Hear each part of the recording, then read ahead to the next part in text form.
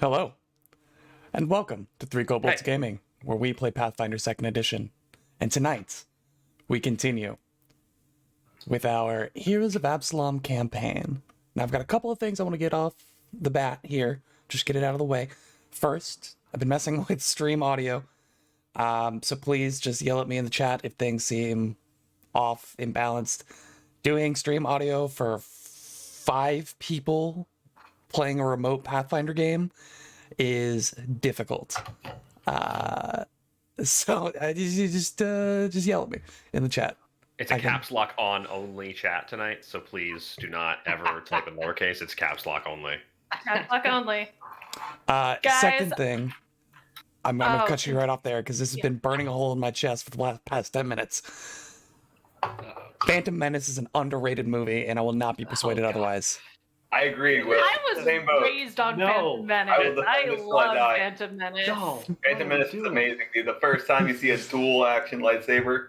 I'm saying. Also, like, I'm gonna be honest here, Liam Neeson is my favorite actor. Like, Qui-Gon Jinn owns at least 50% of my heart. Like, can I challenge you, EG? Describe Qui-Gon Jinn using 3 adjectives. Tall, handsome. I've got 3. Ready? Daddy. Ready? Like, those are the 3. I got 3 for it. It's Liam fucking Neeson. How about that? Yeah, Liam fucking Neeson. There you go. That's. I think it's the most flat character. He's supposed to be like our introduction to the Star Wars saga, right? It's episode 1, and he's the like master Jedi. He has no characterization. None. I disagree. I think he's the Jedi that is different. Like, this is what you expect from Jedi, is this wholesome father figure who's teaching you about like love and weakness are like okay. Like, you don't have to like shut those things out. Yeah. But then like he's portrayed. He dies, and Anakin turns out to be Darth Vader. Look, like Qui-Gon Jinn is portrayed as like a holdover to what the Jedi Order was supposed to be doing. Mm-hmm. He wasn't strictly dogmatic like the Council at the time. He was there to genuinely try to improve the lives of the people around him. It was like a good example would be like if you were to take a lawful good character to the extremes of their ideals, they just end up becoming like lawful evil. Like the Jedi Council at the time is like bordering that line, right? Like, and yeah, I agree with you, and I think that they messed up a chance to make Qui-Gon Jinn exemplify what you just described. He doesn't. He's this stoic, boring character. Maybe I'm projecting his performance as Jean Valjean in the like non-singing Les Mis movie onto him a little bit. That's totally a possibility. And also like I don't know, maybe Taken too, like also projected on there. I don't know, but I mean, I love Liam Neeson, but yeah, Qui-Gon Jinn is a boring character. Darth Maul, one of my favorite Sith Lords. Jar Jar Binks is a racist stereotype, and I stand by that. I'm shouting Phantom Menace opinions. I think Qui-Gon for me is like it does walk back from the kind of climax of episode 3, right? So like Anakin falls to darkness, he falls to the dark side because Obi-Wan was trying his best to walk the line that Qui-Gon walked so freely. And it goes to what Will was saying, which is like, you know, it's about the gray Jedi thing and how Qui-Gon was like the kind of template for that, where it's like you're not a strict adherent to the politics of the Jedi Council, but you fight for good as much as possible. Obi-Wan tried to replicate Qui-Gon's deft ability to do that, and he failed. And that's why Anakin fell. And that falls into more of like Obi-Wan's characterization of like he tried to copy his old master, but he failed, and that's why he's got this redemption arc with Luke. Qui-Gon is depicted as wise, as talented, as powerful, and he's depicted as kind and trusting of his own emotions because he's the one who selects Anakin. He's like, I don't know if this is going to work, but screw it. I feel good about it. Let's just do it. So he's kind of impulsive in that way, but like also, you know, has the knowledge base to draw upon. I think that y'all are romanticizing a movie we grew up with. The movie is objectively not good. Yeah. For sure. It's like how I said underrated, but I I think I'm agreeing with underrated because Some of my favorite movies are objectively not good movies, but they're incredible despite that. I love Duel of Fates. I will happily watch that any day. That's the best part of the movie, hands down. And it's one of the best fight scenes in all of the Star Wars movies. It's better. Phantom Menace is better than Attack of the Clones. I will give it that for sure. Yeah, Attack of the Clones is unique. Oh my god.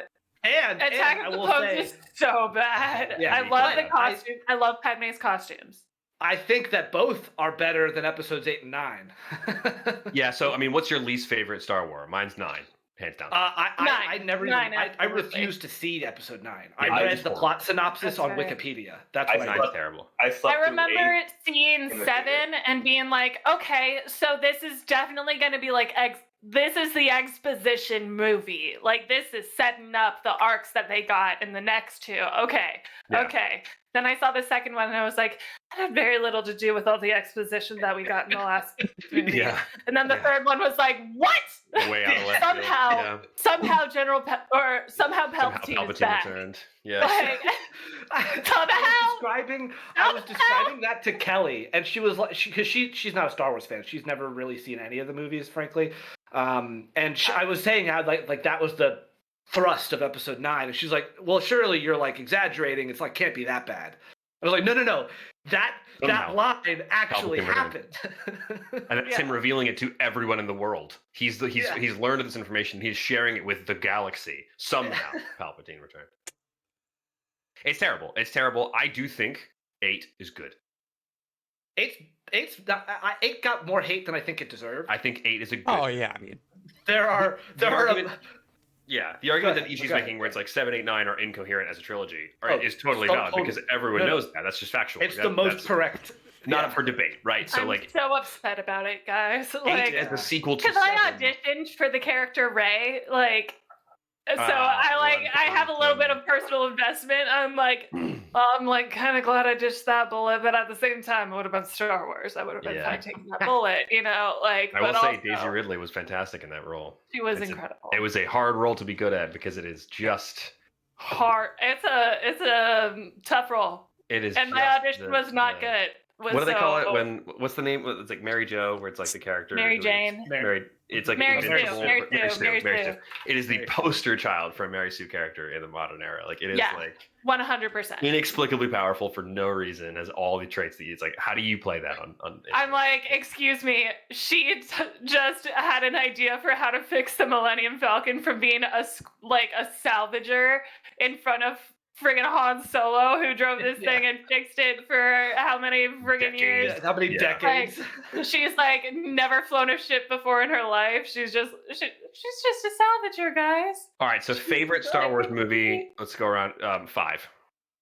5. Empire Strikes Back. Dan? Favorite? I like Clone Wars. I don't know why you guys hate it so much. It's really I grew up on that.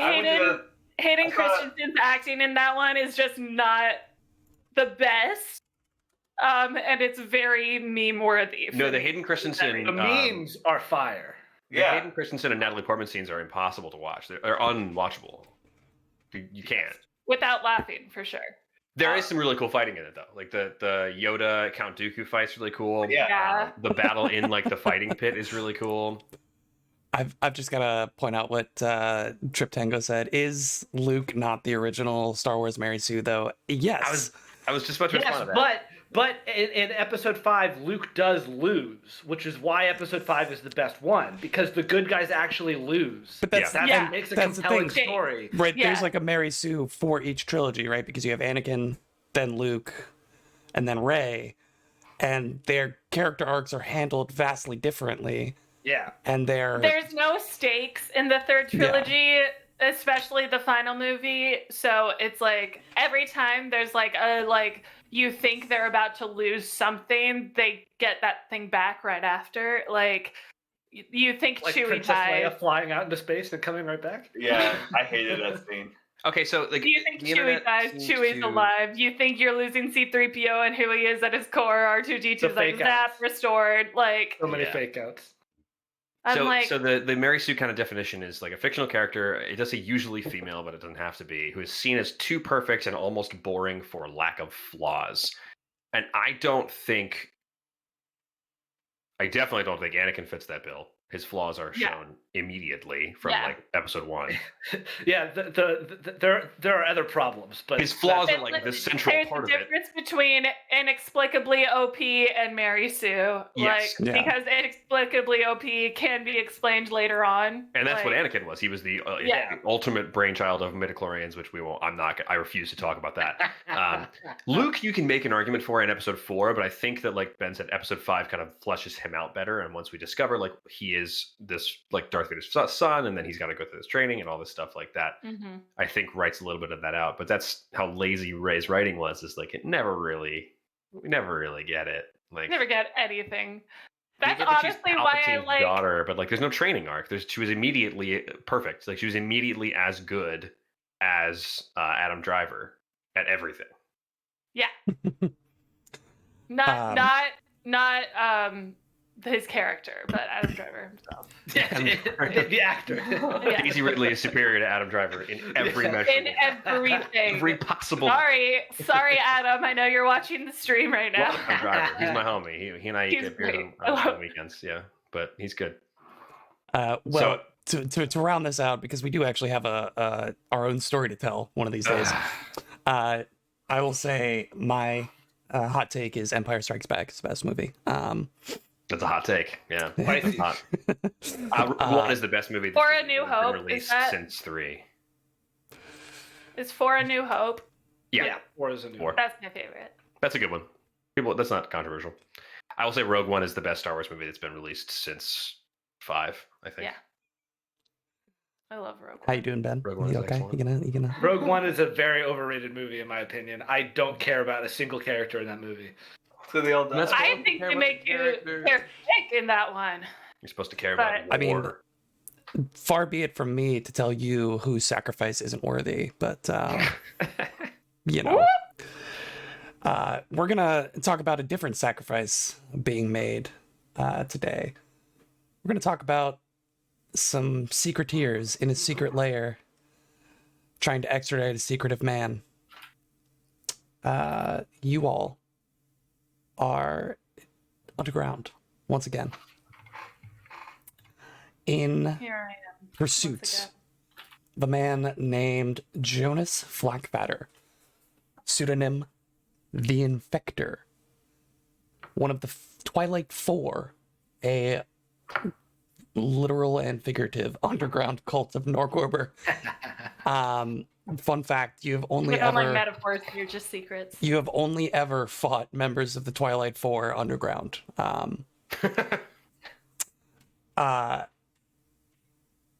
In attempting to stop whatever plan they have for the descent of the city into Norgorber's plan, their plan to, you're not really sure. You know, they have a pact with Norgorber to do something. And you know, Norgorber's not really a great guy. Norgorber pacts are generally uncool.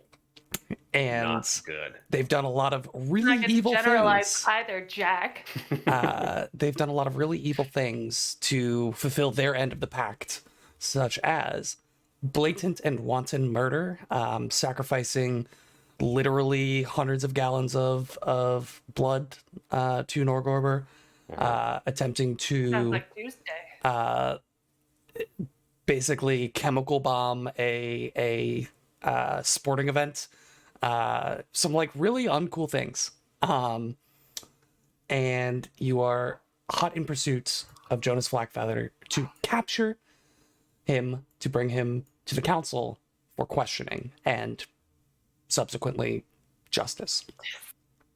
You have infiltrated the Blackfinger's temple during the Noxious Retort, a yearly alchemy convention, found the secret entrance in the Chapel of Secrets. I mean, I literally did not make this up. And were able to whisper a secret to the Altar of Secrets in order to get into It wasn't a password? I'm not even kidding. You had to whisper a secret into the altar in the Chapel of Secrets in order to find the secret entrance into the lower temple. In the altar of secrets, in the chapel of secrets, you'll find the altar of secrets, and you must whisper a secret to enter the secret chamber. Wow, that's almost intuitive. Who would have thought? Yeah. You come down to find yourselves in a strange area. You open a door to find a number of Norgobites who immediately recognize you as not being one of them and attack. And we will come back into combat. Really quick, do we think that he's here? I think Jonas so. Blackbatter? Yeah. Why would we think he's not? Feels too easy. We did see that his name was on all those records like more recently than he said. Yeah, you did find evidence of him signing documents 2 days ago, Post him leaving. which would have been the day after he said that he would have been out of the city. Feels too convenient. I mean, we don't know how big this place goes down, so like there could be layers upon layers that we're gonna have to sneak through, fight through, get Excavate. Yeah, exactly. Yeah. Yeah. We'll see, I guess. But it does feel a little... I'm curious. And once more, we peel back the layers of the onion of evil. I do want to say that I really hope I didn't burn all my luck during my what did you call it? Like when I do the roll off to see my dice, that it's like it was Practice the fourth rolls? turn. No, because I'm checking to see if my dice are good for the night. Like, anyway, I have like 12 dice available to me today, and I rolled 5 natural 20s just during my Christ. selection phase. Let's Come get on, some, roll off. What are let's you get talking some combat music while I update you all on the scenario we've got down here. Oh, the scenario? The scenario. Scenario? You're looking at 3 enemies. The first 2 are known as poison eaters. These are the ones in the main hallway where you entered at the bottom of the spiral staircase. These guys are literally chugging vials of deadly toxins, basically going into a berserker rage because of it. They haven't been very effective, but when they do hit, they hit kind of hard. Secondly, you have a worshiper of Norgorber, a priestess of Norgorber. This small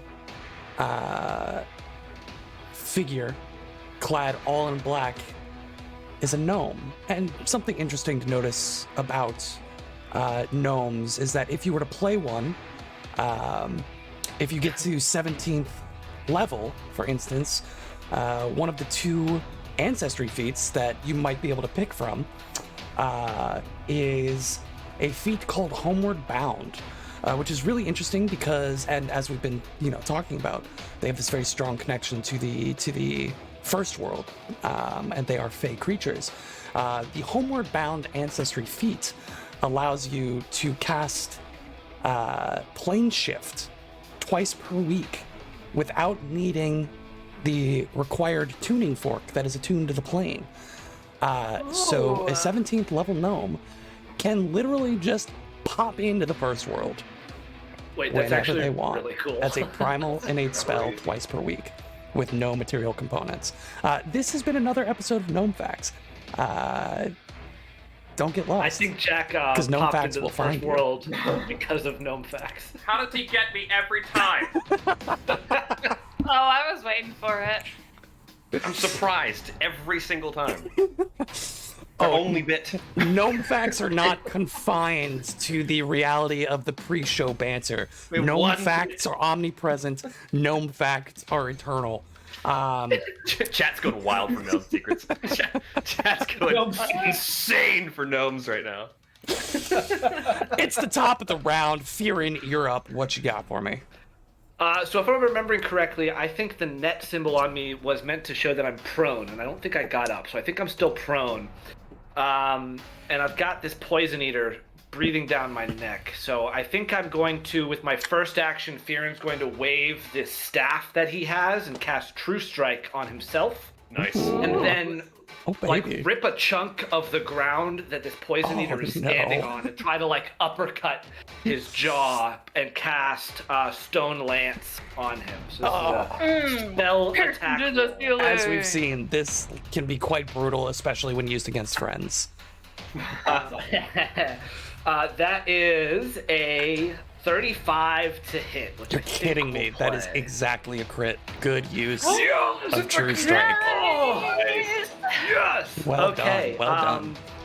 So double damage and This is your big Gotta- healing spell, right? Like this is the spell that heals yeah, people? Yeah. this guy's gonna get healed so much. Yeah. He's got a minus 10-foot circumstance penalty unless he escapes, and he is immobilized. And if he takes it out, he'll be taking some Yeah. bleed damage. He'll get So persistent he's got some healing if he gets off of this Persistent fight. healing. Yeah. So let me roll. It's just like a shot of penicillin.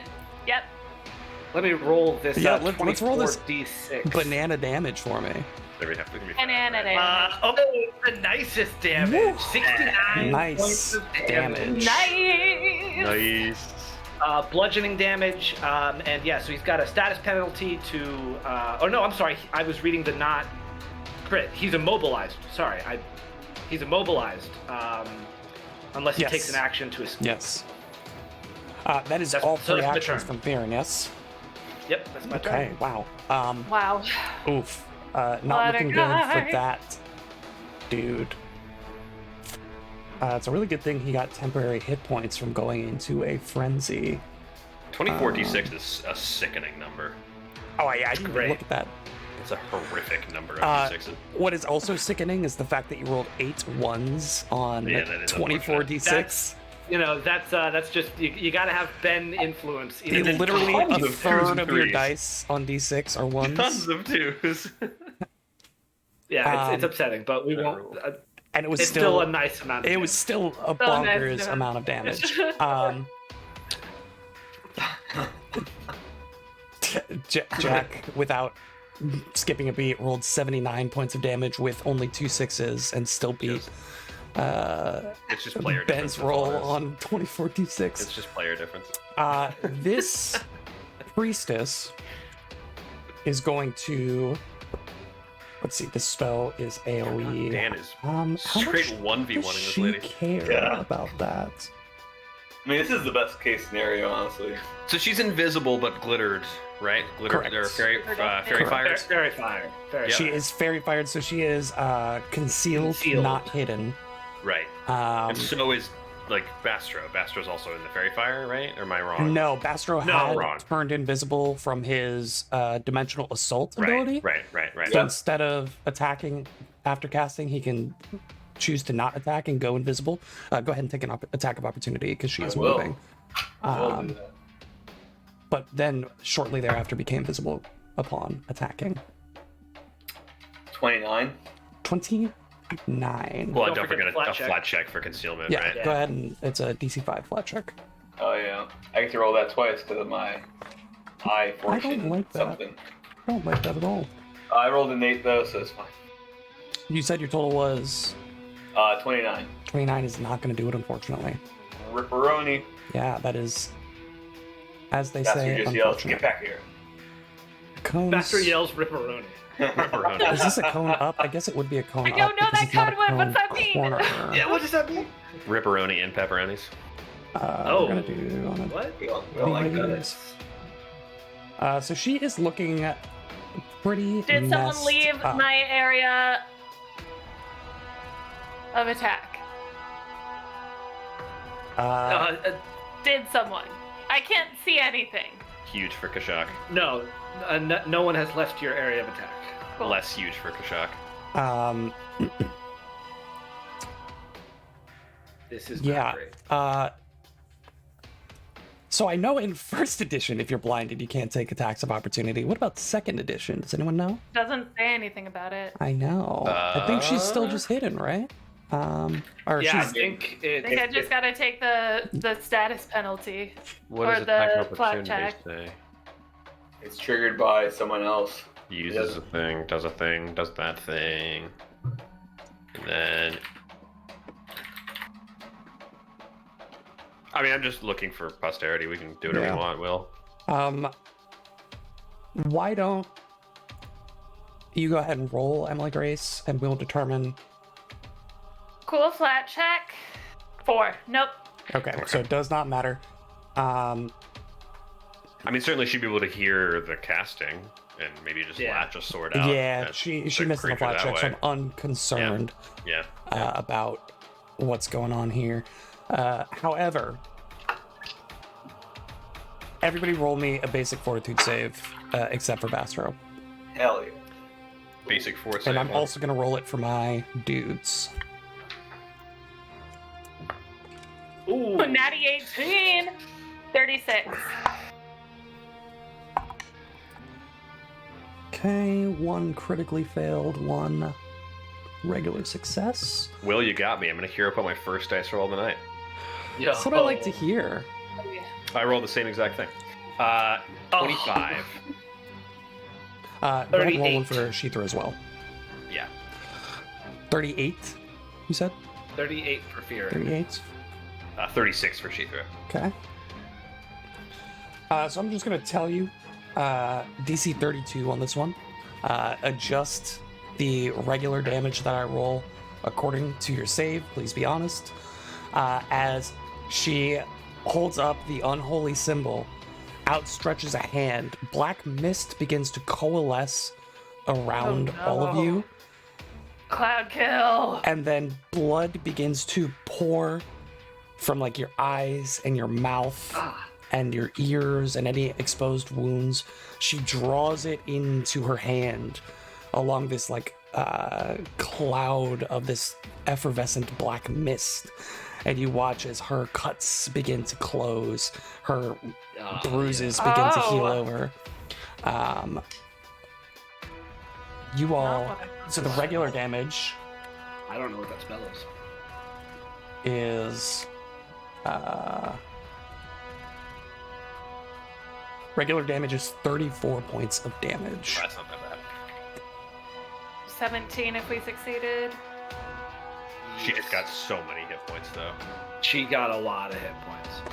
She did hurt And then I her own assume that people in the her process. people are Yes. taking damage as well. One of them critically failed, one of them regular succeeded. Yeah. Gotcha. But this How are process is still happening to them. How are they looking? The one to the north here, that seemed to mess them up pretty bad. They are looking hurt. You watch as as the blood that was being transfused ceases, but blood just continues to pour off of them because they are just messed up.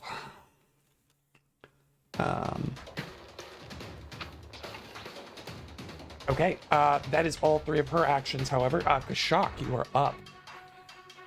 Interesting. Okay. I really need to get this guy off of me. You don't have character sheet references. I'm sorry.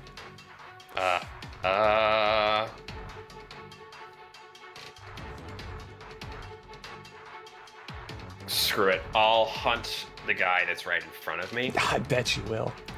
and then I will take a parting shot. So I'll 5-foot step backwards, and then roll. He'll be flat-footed for this check, for this attack. 40 to hit. 40 is a critical hit. Nice. Okay. He's going to take 74 points of total damage. I'm sorry, what? Is that with the additional 5 force and 7 precision? Or... That's everything. Yeah. So the critical damage does include that. Mm-hmm. Yeah, the critical damage bar does include that. It's got all of the damage dice in there. I don't think it has my current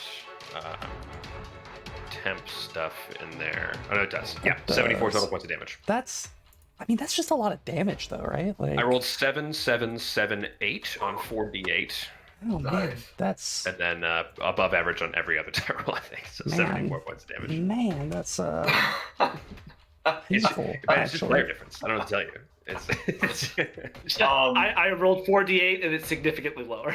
Do you have the crit specialization effect? I Oh, do, yeah. because he's my hunted target. He's immobilized. They're both immobilized. pinned now. to the ground via arrow.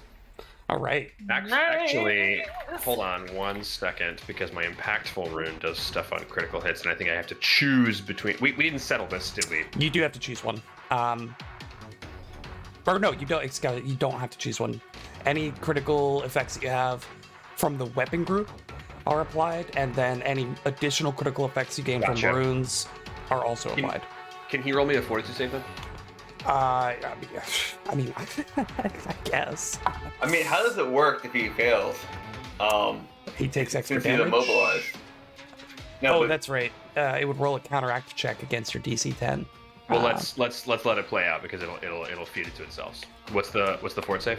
The 99 for a total of DC 27. fail. Regular So failure. he'll be pushed 5 feet back from me.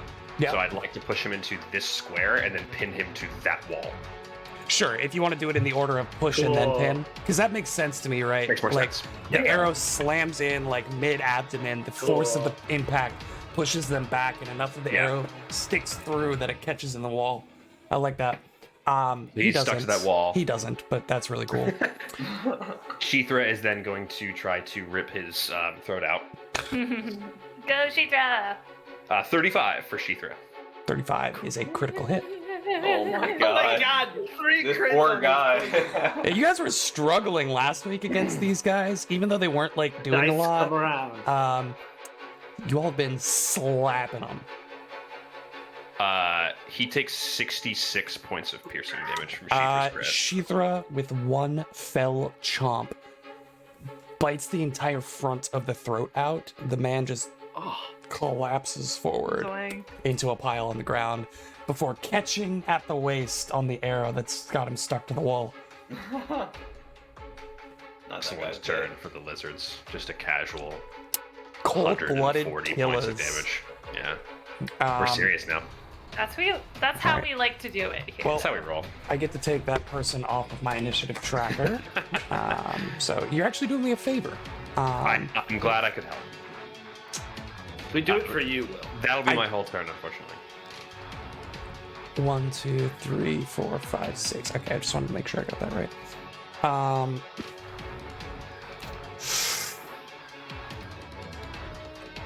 That was number 2. Oh, I mean, it doesn't matter. Number 2 is the only one that's left. Okay. It is number 2's turn.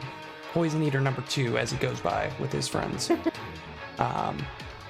Please, Poison Eater number 1 was my His father. mom calls him Dose. Call me Poison Eater number 2. Which is a pun because they eat poison.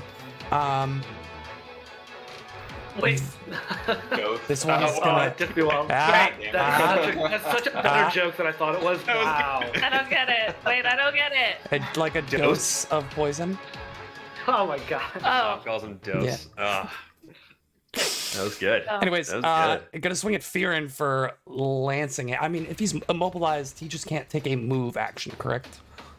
Right. Anything with a He move still trait. has his full complement of... He doesn't need to yeah. move to slap you in the face with a club. No. Prone does makes need me to flat-footed, roll. right? I think, prone Yeah. makes me flat-footed. Yep. Oof, that's gonna be hefty. It's gonna be hefty. That is a 35 to hit. Yeah, that's a hit. Okay. So you still see that despite the fact that you have put a significant chunk through him with your stone lance, no like pain is being registered on his face. This green froth still coming out of the mouth as he's just yelling and screaming, barking at you. And you see that the black veins around the eyes, like the black bloodshot eyes, and you now see like almost chemical burns on the outside of the throat. And he's just bringing a massive overhand, slams it down onto you. That's going to be 2d12 plus some stuff.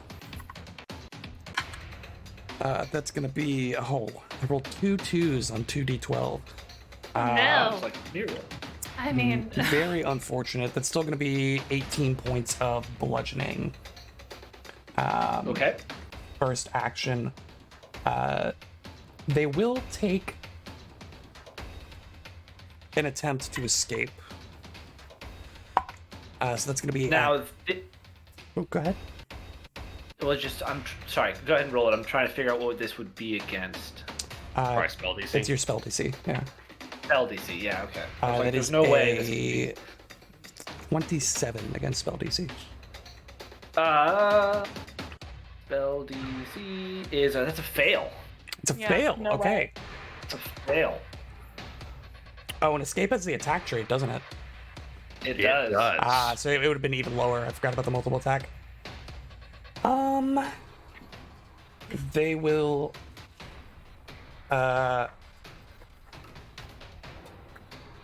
Good They memory, will Will. quick alchemy a potion to restore 10 points of health. It's not really going to help them, but neither was a third swing on a multiple attack penalty. It's like the last shot of like brandy that you have as a soldier in World War Yeah. War before you just get mowed down by a machine gun. Like, I'll enjoy this while I can. Next up, at the end of the Poison Eater's turn, is Bastro. What you got for me? Bastra, who is hasted thanks to Fearin, will stride right there. He will enter Arcane Stance, and he will Spell Strike. And this person is flat-footed, so I don't have to feint. I will roll for the concealment. 11, so we're good. Okay. Here comes the punch as Bastro's right arm, his feathers form all along his right side as it forms into a blade-like figure. Yeah. As he goes in for a slash. See what you got. 14 for a total of 36 to I'm hit. flat-footed. That is a hit. Woo! You like Spell strike. gouging claw. Googing claw. Gouging claw. That's a professional. Fear my googing claw. 45 points of damage. And Oof. Faster karate chops this Big woman punch, and big punch. cleaves Lots of her. feathers were involved, We came to play, okay? apparently. Good Yes, we lord. did. We came in That's big serious. And that is his turn. Twinkle Toes, you're blind. Yeah. Hey guys, is anyone around me? If you were on a two-dimensional plane, imagine there's someone diagonal to your southeast. On your left. All right. Southwest. All right, I'm gonna aim for Oh, the. the sound of my voice, Twinkle Toes. I think I have panache right now. I can't. I think you're correct. I think so too. Yeah. Okay, so here's what I'm gonna do. I'm gonna start with a. I'm also quickened and blinded. So I'm gonna. So I'm gonna fast, start- so blind. So fast. I'm gonna start with a precise strike on whoever is to my southeast. Southeast? That would be this one here. Feast. That tells me nothing. William. Oh, yeah. Flat-footed. Go ahead and roll a flat check for me. DC 10. Okay. DC 10? Well, my flat check was a natural 20, so. God damn it. Go ahead and roll. Hey, that to hit. means not a problem. Oh, your DC for that is reduced, right? Because of Yeah. Yeah, it's a your 9. halfling thing. Doesn't matter. You rolled a 20. Yeah. I rolled a natural 15, so that's a 32 to I'm hit. flat-footed. 32 flat-footed is a hit. Noise. But not quite a crit. Mm. That's okay, it's just a precise strike. Not quite a crit. Not even close to a crit at the 32 these days. I bet 32 wouldn't hit on regular AC. Yeah, Yeah. Oh, I don't know who I'm striking against. True. it's true. It's true. So that's gonna be 13 points of damage. 13 points of damage heard and taken. Okay. Second. Let's see. What do I want to do next? What do I want to do?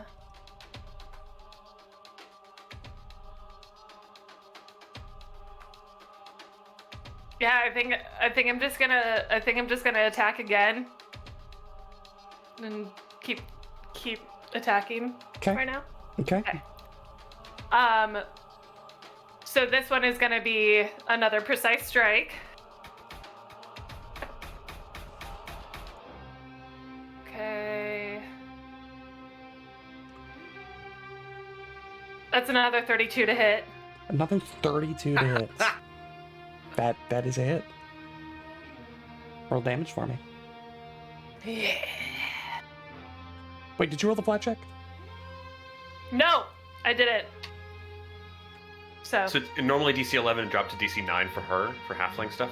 For my Normally DC canine. 10, I believe, dropped to Is 9. anything DC 10? I thought it was DC 11, because that's 50%. I think it's DC 11, Okay. but I okay. think it doesn't matter. I think it takes it down to 9. Yeah, it takes for it down to whatever that 9. Yeah, Correct. Yeah. okay. Okay.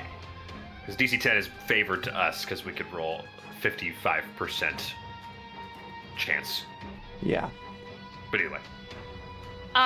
So I had added the wrong number to the last one, by the way. It was actually a 36 to hit last time when I said 32. Okay. By the way, Wouldn't have this changed anything. this time it's actually a 32 again. Love the revision. Good. I appreciate the honesty. Yeah. Okay. What was the flat check? I'm sorry, did you roll it? Yeah, the flat check. I had gotten a 15 on my first roll, a 15 on my second roll, Okay. and then no, I just rolled a 15 again. I don't remember, but it passed it. Do you want me to roll another? We'll take your word on it. Just roll damage for me. Okay. It was a long time ago, William. Blind thing. It's really taking a toll on our gameplay. For real though. Okay. For real though. Okay. 12 points of damage. 12 points of damage. All right. To a confident finisher. Multiple attack penalty. This is gonna be a plus 13. Roll your flat check for me right now.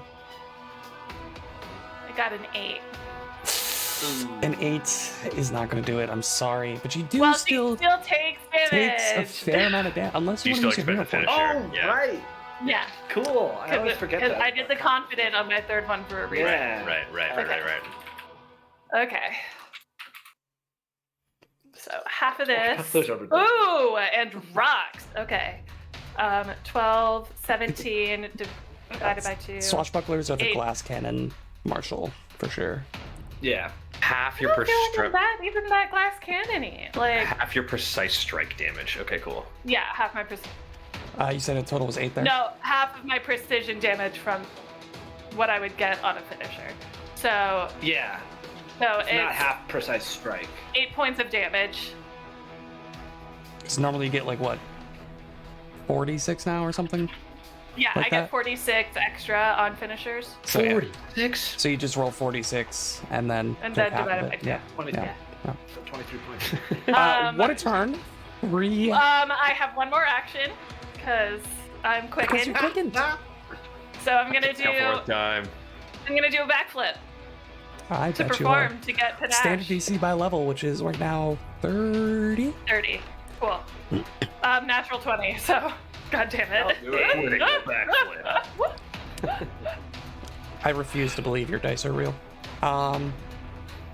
That is Twinkletoe's turn at the bottom of the round. Top of the round, Kira.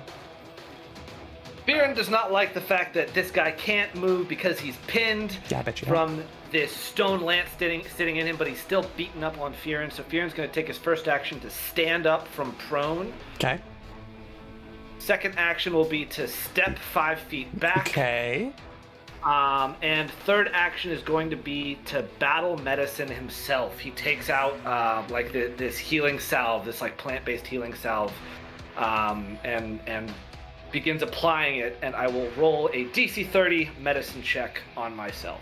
Is Fearin like the guy in like the Whole Food supplement aisle that's like pitching stuff to you the whole time? It's just like, no man, it's all just like natural ingredients, bro. Like it's all good for you. It's all like wholesome stuff. Yeah, except when you take it, you like your life changes. He's right. Yeah, that's the problem. Yeah. That is it's not a crit. Is it 38? No, normal success. So I get a lot of healing back. I get 2d8 plus 30. Good lord. Normal success on a master level battle medicine. That's So awesome. that's 39 HP back, and that's my turn. Incredible. Wow. It is the priestess's turn. Will, did I need to make any sort of check to get rid of my blindness? Nope. Cool. I just need to get an antidote. Cool. Theron will, as a free action at the end of his turn, just call it Twinkle Toes. It's amazing that you can still hit things when you can't see. I can't see anything. How am I doing this? Your left and your right still.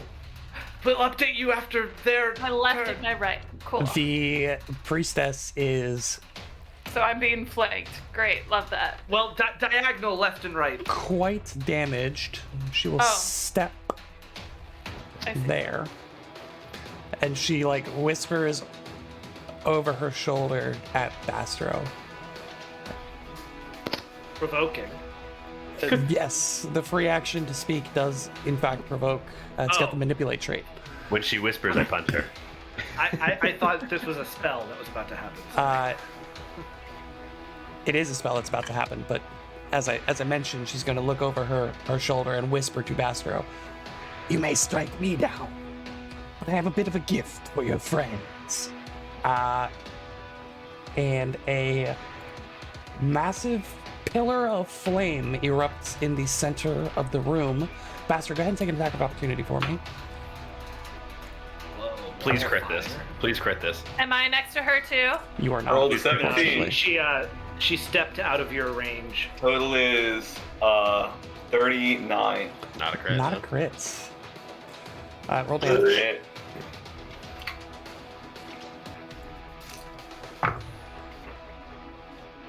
One second.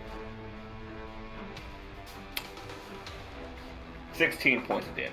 16 points of damage.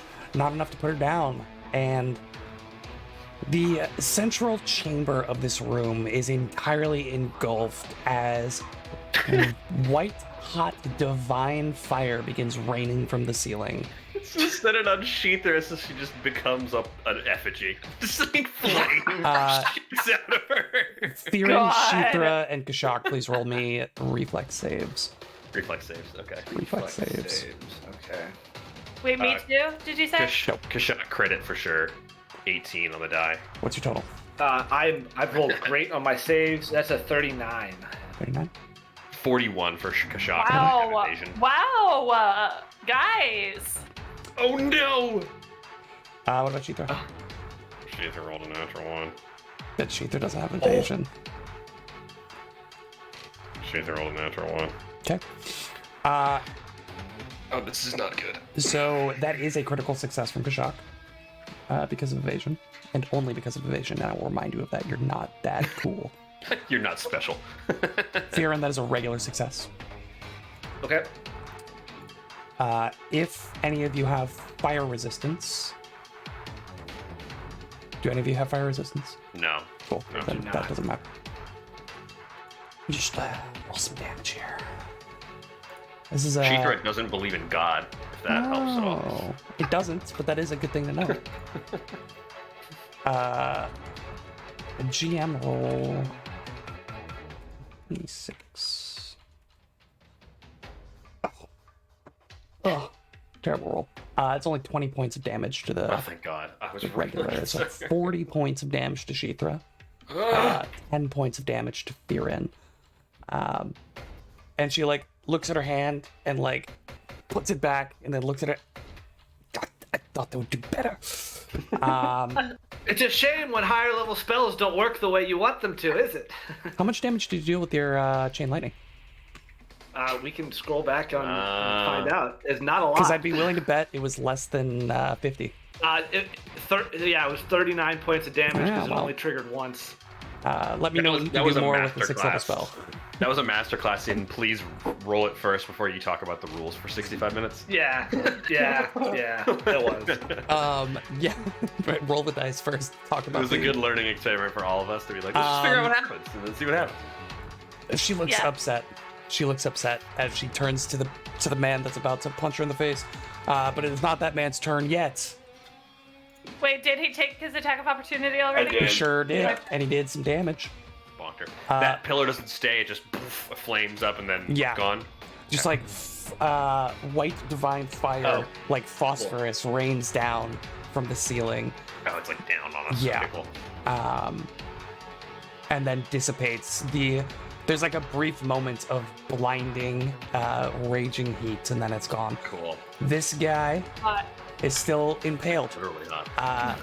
We'll take a swing on Twinkle Toes because he doesn't want to move. And I forgot to parry. You did forget to, well, you were too busy doing damage. That's true. That is going to be a 24, so I don't think it'll matter. Yes. Second action will attack as well. That's, nope. Wait, how much though? It matters. Yeah. Critical fail. It is a 26. Okay. Go ahead. It was middling and on the second attack, so I didn't do the math. I just knew it wasn't going to hit. Third action, we're just going to try to escape for the funsies. Hope I hit a nat 20. I don't. Is going to stay stuck there for a while. So this guy's ready to die for this fight. He's ready to. He's done. He's fighting to the death for real. I respect it. You guys are in the inner sanctum. We're in it. Yeah. Get ready he cannot for let us get in there. Literal religious martyrs. Yeah, no, for real. Even like the grunts, he's like ready to lay his life out for this. Bastro, you're up. What you got for me? Oh, it's a doozy. I bet. Let's see. I think we're gonna go with Just enter arcane slam a stance. can of spinach and wipe his biceps. Was I skips? Yeah, it's Gashok's turn. Okay, cool. I have so many Get wrecked, people Bastro. crossed out right after you from all the people that died. I was like, I'm pretty sure Bastard went twice. What's my current visibility of the priest? Slight. Given cover and everything else. They would have cover. They would have +4 cover, like half cover. They would have like bananas cover. Like Not the most cover, but like the second He'd most be cover. covered in bananas. I think in second edition, +2 is big cover, and then I think it's +4. +1 is soft cover, +2 is big cover, and then like untargetable. I might be wrong. I don't know. I'm not trying to get the numbers. It's just like genuinely kind of like. See that visible out. It's not total cover. It's the step down from total cover. Okay, Let me I think double I'm just gonna go with the Yeah. other one Because I think you only have one corner to one corner, right? Well, you like I can't. have that. If you're not gonna count Sheethra, Yeah, but yeah. So you're only getting 50%. So they have half cover, which is. tell you what, I think, I'm gonna do plus this 2. anyway. I think it's just a cooler turn. I'm gonna hunt the poison eater that's right in front of Oh, yeah? Twinkle Toads. Uh-huh. I am then going to take a regular strike. Go on. Go on. 25. That's gross. Natural 25 is gonna hit. 2. It is gonna hit. Sick. Yeah.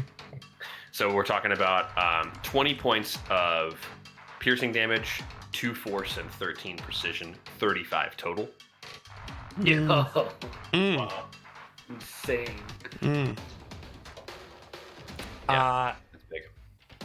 Apparently you can hit a non-moving target because that guy is dead. Oh, interesting. Okay. You want to rehunt? That's very curious. Can I? Is it Sure. a? Is it a? Is Twinkle it a Toes, there are flourish? currently no enemies immediately in your reach. Wait, You- oh. Yeah. I mean, Follow yeah. the wall to your Yeah, if you east. get- Can you throw it up close? That'd Sure. be Yeah. cool. I'll hunt, and then Follow Sheethra will the wall move to my east. into the doorway. Phenomenal, spectacular, stupendous, So bastard. the priest is hunted. Aren't I in yes. the corner in the east? You are Right, in the so corner in the follow east. it up. Currently, there's a big lizard next to you too, making you. So go through the door that's like that I came through before I got Going- blinded. Under Sheethra and to your left. You hear loud Go shooter west. noises. Okay. No, your left. Did you just like move out so you could move farther to move in? Yeah. Always keep him guessing. Anyways, Bastro strides out and then back right next to the priestess. Enters arcane stance, and another spike from his feathered hand comes out against this priestess as he I'll casts allow gouging it. claw and punches. Let's see what you got for me. Bam! Not that good. 13 for a total of 35. 35 is gonna hit. Oh, we like that. We like that. Oh yeah, it's left with this to that. All right. Oh, I'll roll the concealed. That was 15. Perfect.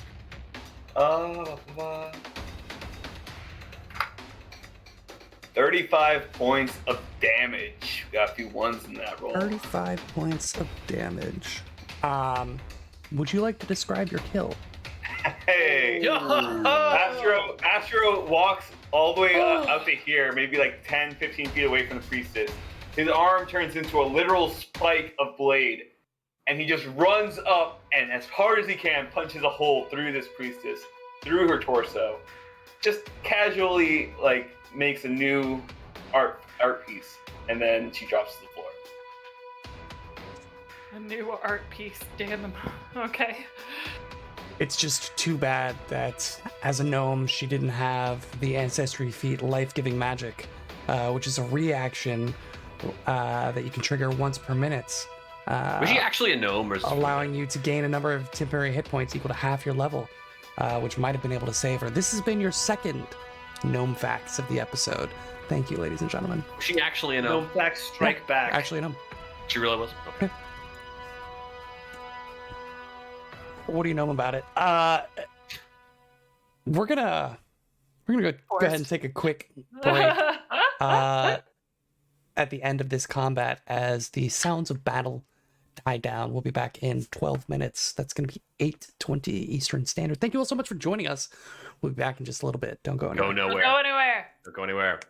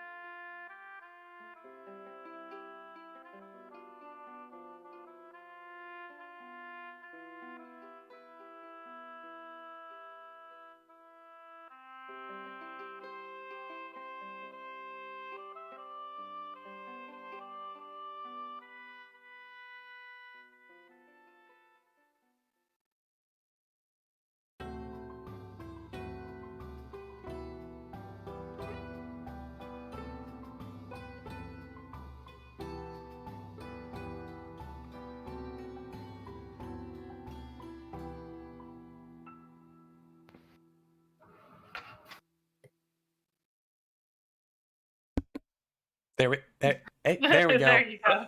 I swear sometimes my microphone just messes with me. I will press the button and it does not turn on. Got a couple of things to talk about. Okay. So do we? Got a couple of things to talk about. The first thing is Twinkletoes is blind. That she is. But I will let you know that after about 42 seconds, if we were to, put it to a rough estimate on time, her vision clears. Okay. Good.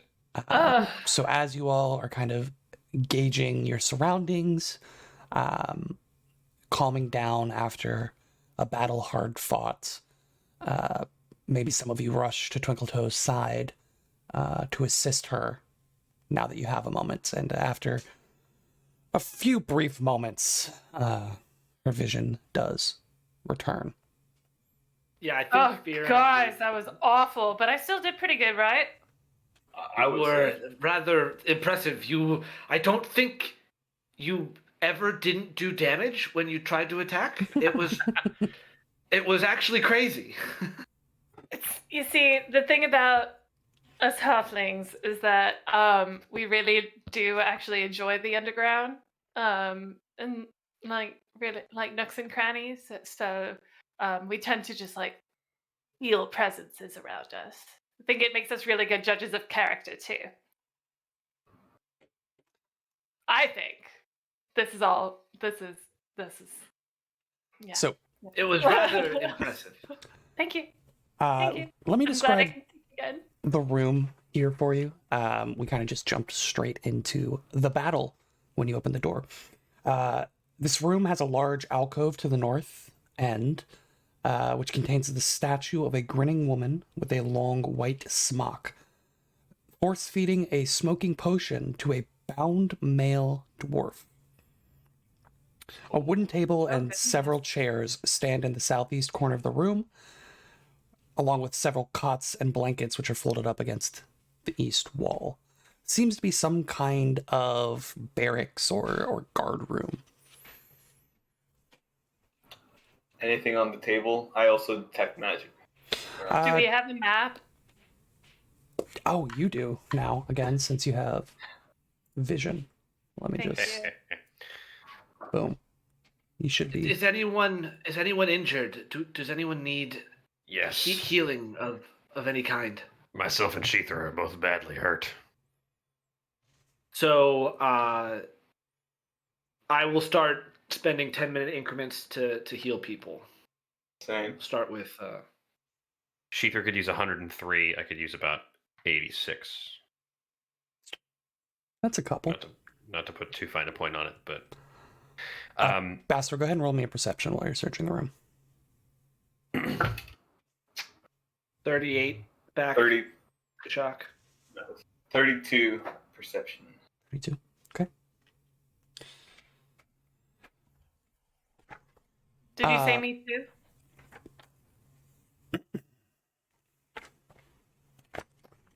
So you are going through Bastro. You can search the bodies of the various persons that you brutally murdered. The kind of grunts, if we want to call them that, have each 4 doses of some kind of alchemical. We'll call it 6 daggers across a lot of them. 3 suits of chain. I'm sorry. How many doses of the thing? 4. Each of them have 4. So, so 12 12 total. Doses of a poison. 3 daggers, 3 sets of chainmail, and then 3 + 1 mauls. Okay. Twinkletoes, are you injured? Yes, quite. Take 41 HP back. Nice. The priestess has a magical composite shortbow, Ooh. magical dagger, Ooh. magical leather armor, and a number of unusable to you alchemical reagents. Her personal. Take all the magics. All of it. Do we feel like those alchemical reagents have resale value, or do we think that roughly in the next 18 to 24 hours they'll become unusable junk? You would say that this is the type of alchemical reagent that is activated at the beginning of their preparation for the day and would lose potency after about 24 hours. Likely unsellable, likely useless to us generally. Correct. Yeah, not even gonna put it down. Unless you had any alchemical feats that allowed you to use alchemical reagents. Somebody else's, right? Yeah. Just for show, I'm gonna strap them to the empty spots on my bandolier. That's a good idea. Fair enough. Bastard, you're going through this room. And sitting on the table, you see what looks to be a makeshift tattoo parlor that has been set up. Okay. As you're going through the accoutrement that has been laid out on the table, you find a rather exquisite tattoo set, including a variety of cold iron tattoo needles, genuine Varisian tattoo ink, all stored in a mother of pearl carrying case. Altogether, the equipment would be worth about 200 gold, but could theoretically be used by you all if anyone has the inclination to inscribe magical tattoos. It would be considered the tools and some reagents needed to be able to do that. Oh, hey. Cool. Dan, did you need healing? How long did it take you to heal the others? Well, so I did 4 people, including Shithra and myself, so that's 40 minutes. Okay, so Oh. I can heal. Let me know before you start taking 10-minute increments next time. Oh, sorry, I said I was doing 10-minute increments to heal everyone. Gotcha. I missed that. Sorry, I was. It was sort of while you were talking, I guess. So sorry about that. That's my fault. I'm sorry. So Shut up, Ben. No, I'm sorry. It's my bad. Hey, guys. Pastor would take the first 10 minutes to regain his hero or focus point, and then His hero Regain his hero point. right. It's an Yeah, important it's step a- we should be taking. It's a 10-minute action that only Maguses get. It's re-hero. Re-hero pointing. So broken. Anyways, so Gashok, Twinkle Toes, and Fearin each gain 48 healing. What about Shithra? I only had enough for 3 people. Wait, did I get that too? Did you say? Yep. You How son of a much? bitch. 40. Wait, 48. don't do me. I'm at full. Okay. Okay, never mind. Not Fear, then Shithra. Shithra, let's go. I needed exactly 48 hit points, by the way, so thank you. Wild. Even better. Wild the way I that math am works. capped off. Thank you. If we And can 48 spend is enough for Shithra. That's fine. if we can spend another 10 minutes, I will also be back. Yeah, so Kashak wants to Okay. go through. I want 10 more minutes to refocus. Kashak will Okay. take So some taking a time to total look over of 50 the. minutes. Yeah, Yes. Noted. and I will be good. All right, I'm goody. Look over the room. Looking for Yeah. secret doors, traps on the other doors, and then anything of note around like the beds or behind the statue or any other like Sure. secretive stuff. Roll me a perception. That is a 38. 38. And this room seems pretty bare. Bastro would point out the tattooing equipment. That seems to be the only thing worth any real value. Mhm. There seems to be like maybe some scrap clothing that has been discarded behind the beds. You would think as you're going through it that this room, the accommodations look pretty Spartan. There are no like personal lockers or anything like that. This looks literally just like a place where people can sleep if they need to, and not like any kind of permanent residence or anything like that. Sure. Yeah. You're looking around the statue. It creeps you out for sure. It's a woman priestess of Norgorber. You see the religious symbol of the Norgorbite mask hanging from a chain on the statue's neck. Again, seeming to force feed a steaming potion to a dwarf who is bound and chained to the ground. It's the most, I guess, malicious It's torture. Norgarbite artwork that you have seen by far. It's depicting torture, right? Yeah. Roll a society for me. I don't think I'm trained, but sure. It's not Torag, right? Like this is just a random dwarf depicted. As far as you can tell, yeah. Natural 20 for a 19. Sure. Wow. That is still a success because of your natural 20. You get the sense that there is a real towing of the line in the public and private perceptions of Norgorber, especially in the only official temple to Norgorber in Absalom Is here. A lot of the stuff that you saw upstairs, the public facing side, was like purely about alchemy. There were like pictures of like paintings of greenhouses and like the stewardship of the alchemical sciences. Exactly. Right? And more like schematic type drawings. Everyone thinks of like, when you think of classical like engineering or form, you think of like the Da Vinci man with the the arms outstretched and the legs outstretched, like that style of drawing, the Venetian man or something like that. The Vitruvian man. The Vitruvian man, thank you. Like that style of artwork, but in the alchemical and naturalistic sciences. This is a pure depiction to the malice and intent behind the Black Fingers aspect of Norgorber. It is a stark contrast to everything that you saw above. Yeah, big shift. And probably more consistent with other iconography that we have seen prior to the Alchemical Convention. Although I don't know if we've seen that much iconography. No, like that. it really isn't. This is genuinely probably outside of the tapestry that you found in the Dreaming Palace. This is the first genuine piece of artwork that you have seen devoted to Norgorber. We still have that tapestry. Weird.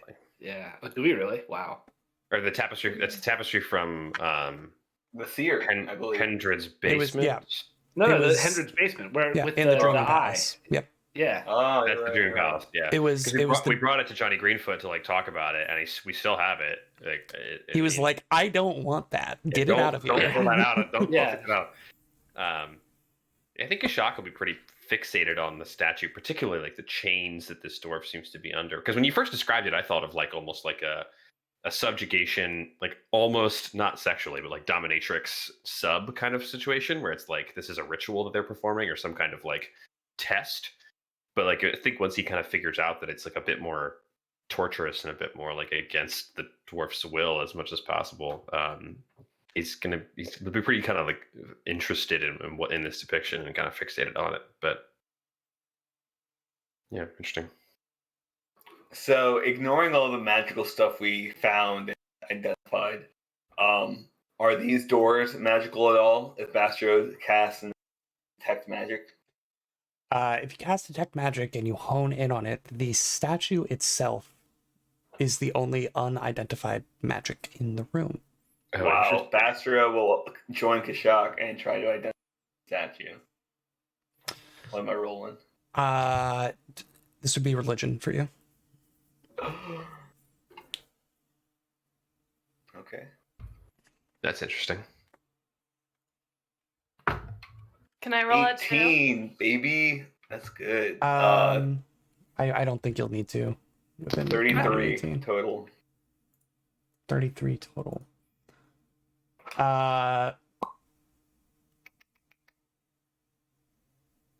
You would identify the fact that this statue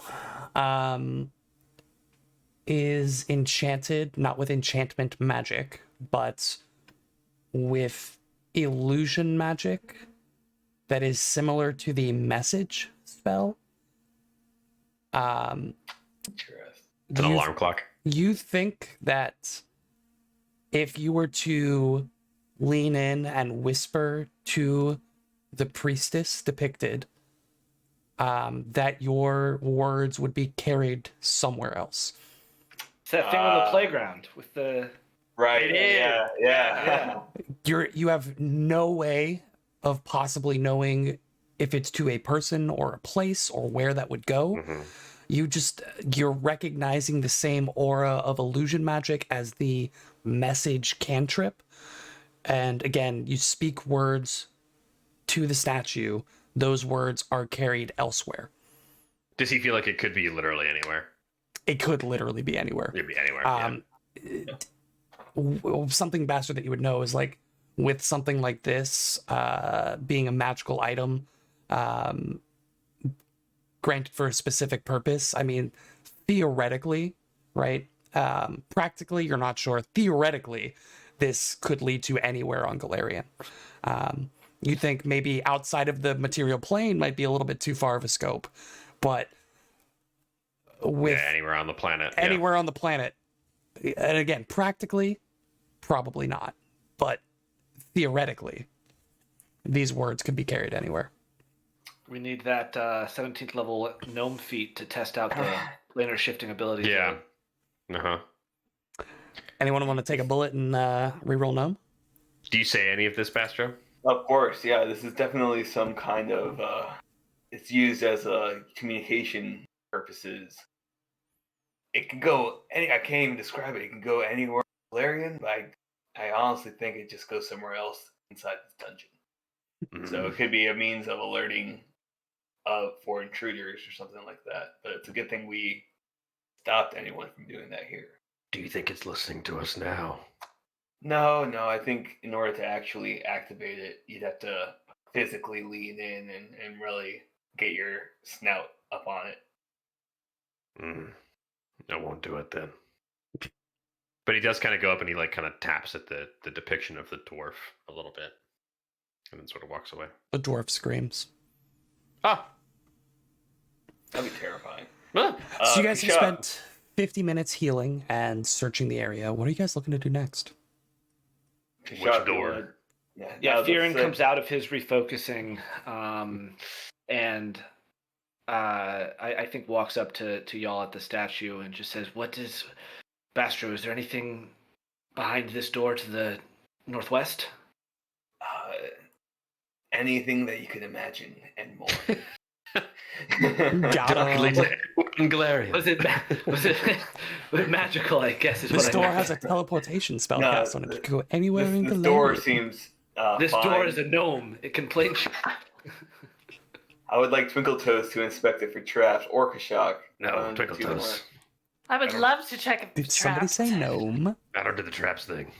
I'm gonna check for traps. Sure, go ahead and roll it. Okay. What is your traps thing? It's like an innate check that you like roll even if you're not looking for it. So- what's your? It's trap finding means that I roll a secret check even if she does not ask for one.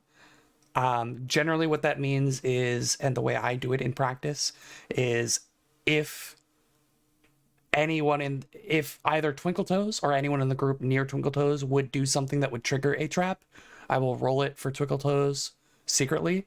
To see if you can, Otherwise, like catch the arm. yeah. Yeah. Otherwise, I will let Twinkletoes generally ask for it and only Right. do it as like a last second, I spotted it type deal. Yeah, but you don't get like a bonus to checks for traps. I think you anything. do actually. I think do. I think it's my unfettered. No, it's one of my innate feats. What would be your trap checking perception modifier? I think it's given- just plus. 1 second. because you get the goggles of night bonus too. You get a +1 item bonus to perception checks involving sight. I get a +2. Gotcha. Oh, you get a +2 because yours is better. Yeah. Just make sure you double check the type of bonus, because the trap finder that you have gives a +1 circumstance. Yeah, the night goggles are an item bonus. Yeah. Okay. Yeah. So you'd have a +2 total.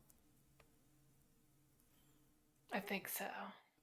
Still, that's All really I'm good. saying is my trap my perception modifier for sight things is 23. If your trap modifier is higher, I want you rolling trap checks, but we'll sort it out maybe after this off screen. My modifier with the item bonus is 22. Okay. Either way. With the item bonus and the circumstance bonus.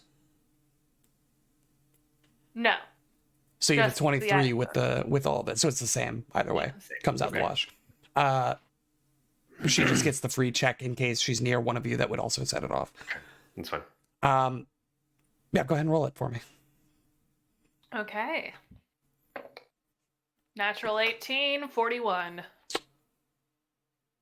The door is That was the way I was also taking into factor that she just rolls better than me. So like, yeah, part yeah, of the for sure. problem, too. Yeah. Her rolls Clear. are much like Advantage in D&D, a +5 average on your rolls. Yeah, exactly. So, yeah. You know what it is. the door, as far as you are aware, is untrapped.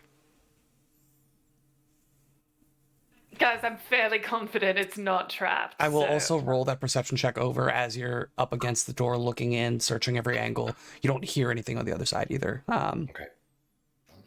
I open it up. It's very kind of Sure. I mean, when you roll a 43 on a perception, you. Yeah. 41. you should have said yes. When you roll a 68 on Because perception. you really needed that 43, you get a fireball to the face. Oh, dang. Oh no. Actually, it's a flame strike. It's a 6th level spell, but it only deals 34 damage. Here's the observing chamber. Yeah. Yep. Guys, This it's long just a hallway has doors to the east and west. You're at the west end, or the east end, excuse me.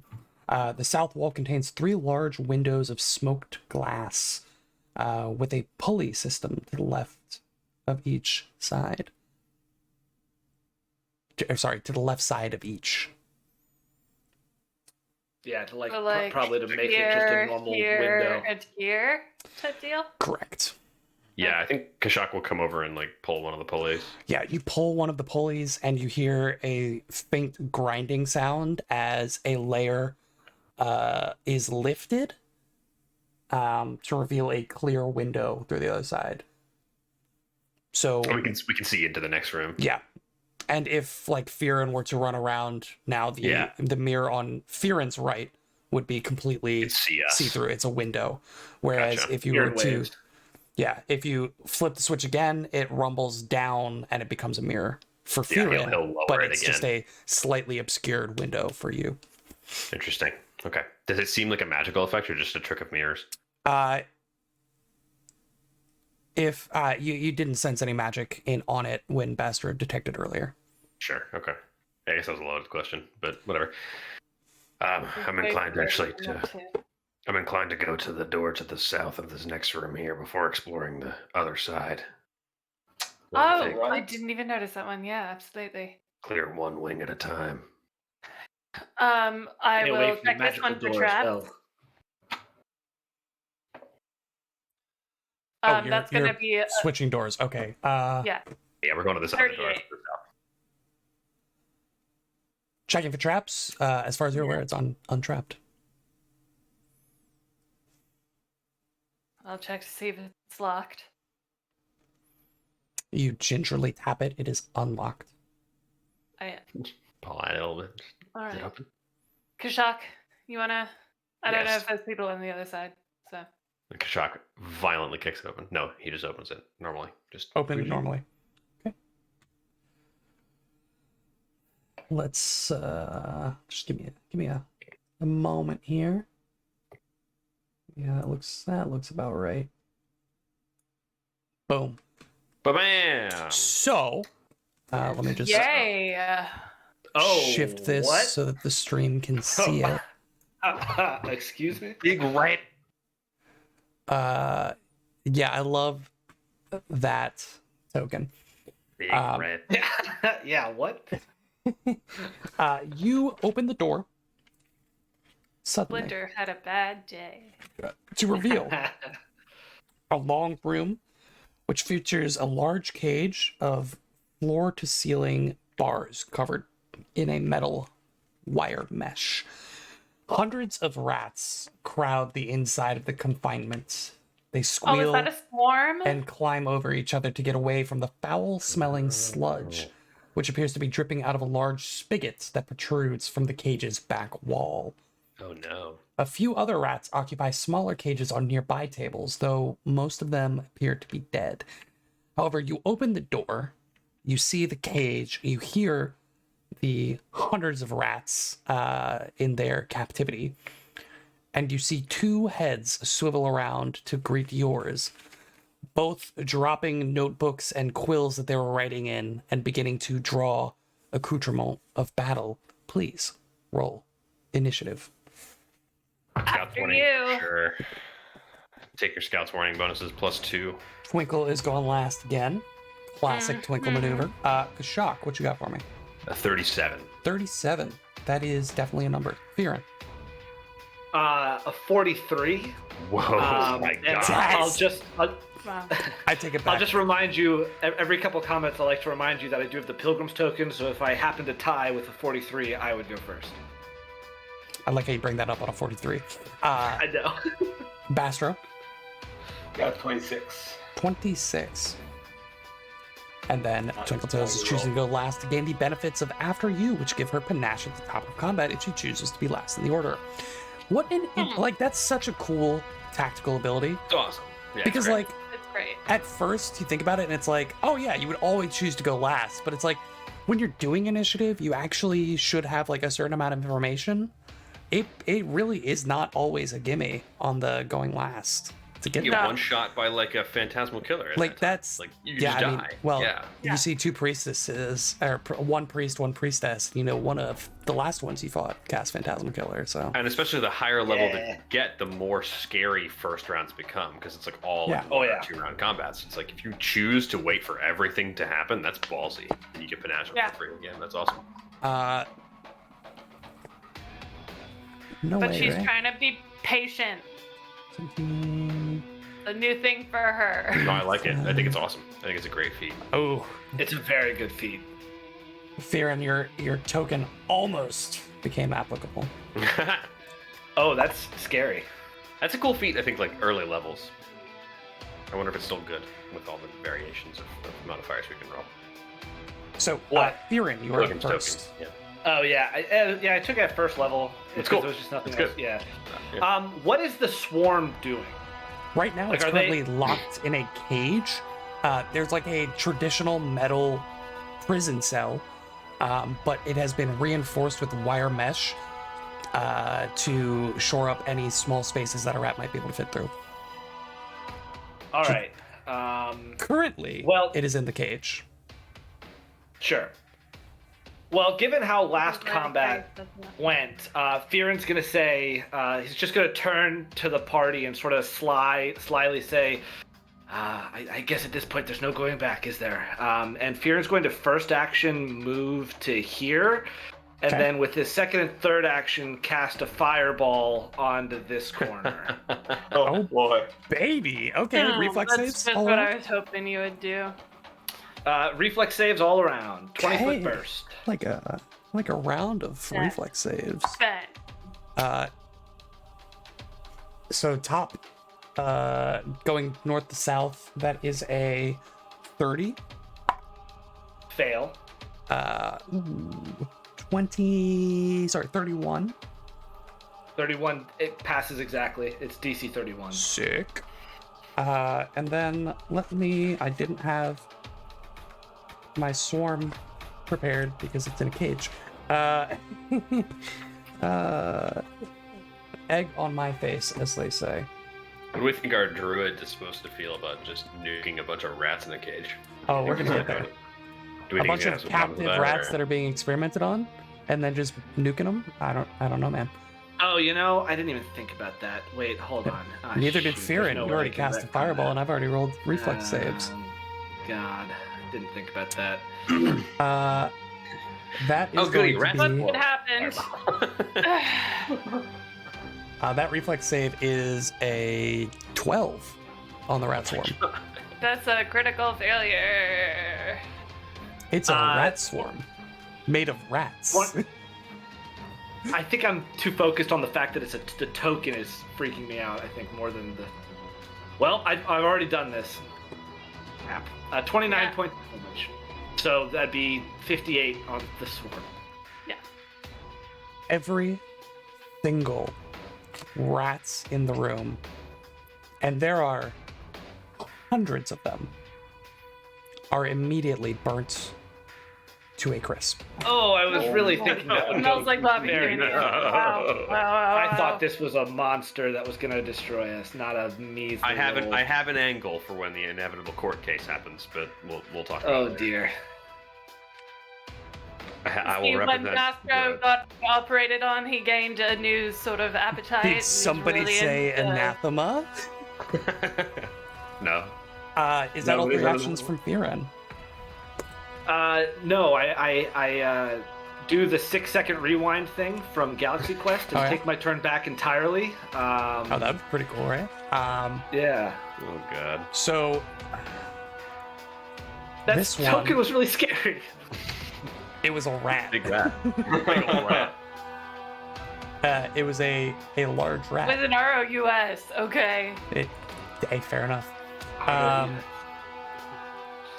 This priest. For those of you of the younger generation, that is a reference to the movie Princess Bride.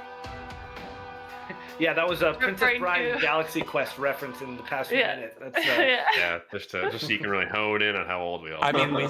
we started talking about like Phantom Menace at the top, so you know. being from our childhood. Yeah. Oh, we've fair enough. narrowed it down. Okay. Yeah. Yeah, I don't think there's anybody who's watched this stream. I don't think there's any illusions about where we fall in the generational Yeah. hierarchy. I mean, personally, I'm 17, but that's Millennial. Gen Z for life. No, you're not, Dan. Well, so all of us except Ben are actually at the intersection of Zillennial. millennial, and Gen Z. But weird kind of middle ground The where we crypto. don't. but Benjamin don't is a really grandfather, fit. so Cryptids. in either one. Yeah. We're the cryptids. I laugh at Gen Z TikToks, but I The find different- millennials more relatable in general. I have so many spells, and now I have 2 people that cast so many spells. We're just gonna do a flame strike straight on the door.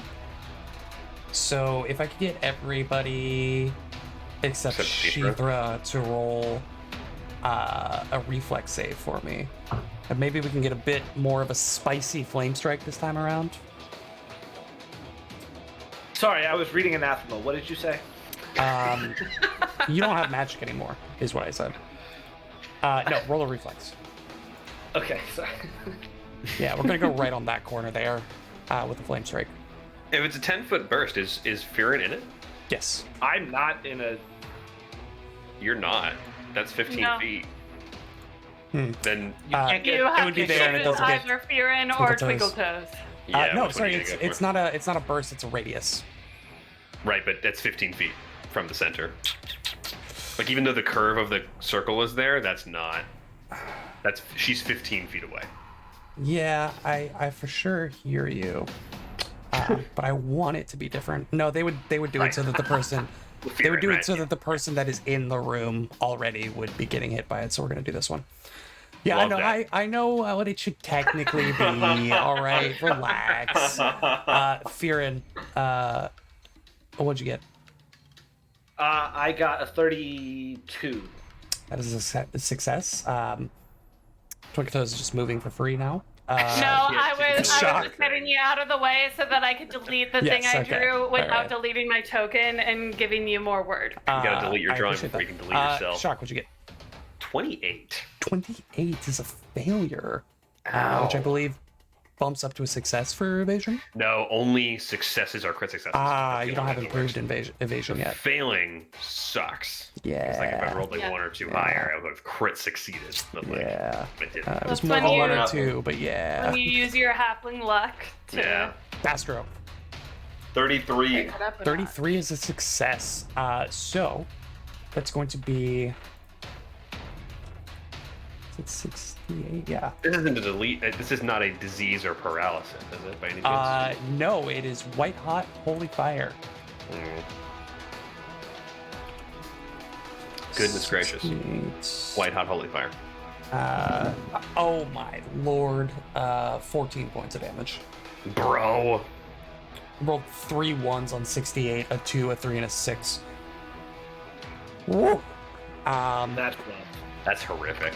Norgorber is no longer smiling upon these individuals. But, Just in case you're wondering. but, that's still, what, 28, 30, no, there were 2 successes, weren't there? Golly. Yeah, so that happens. Again, just this white hot phosphorus, like, rains down from the ceiling, scalding, blinding, temporarily, before clearing. This guy's got one more action. They're gonna move to the wall here. You see next to them is a lever. Then he looks back and realizes, shit. I'm vindicated. They were gonna set those rats upon us. Yeah, that's vindication. But were you justified prior to knowing that? He Well, spoke I to think the it's rat. easy to assume Killing. in a temple of That's what was Norgorber, the gonna most happen. evil god. Wild empathy. He felt the rats were going to Hey, be pulling us. Bring it up in a court of law. I'm saying, we're building a defense right here. I'm a different person. It or is 2. now so- Kashav's turn. We bring on expert witness, somebody who wasn't there. Quick change in the dressing room to go out and be a different witness. 3 of my witnesses are Twinkletoes alter egos. I'm gonna hunt this priest to farther away. Okay. How The one far farther are they? away did succeed. So the one that just moved is more damage. Just a heads up. Yeah, that's actually better for me. So I'm gonna hunt that guy. I will enter point blank shot stance, and then I will shoot with my bow. I will fire an arrow. All right. Does a 32 hit? 32 does not hit. I didn't. Oh think so. no. Unfortunate, So but close. So close. now we know. Sheathra will then move. She's going to go. what's She's gonna be able to speed? fit through there. 30. She's gonna have to squeeze. That's my thing. So what are we talking about? 5, 10. It would be 20 to What, get 20? one more, and then 30 to get one 30? more, and then 35 to get up the next. So I mean, she can only go 30. So she'd end here.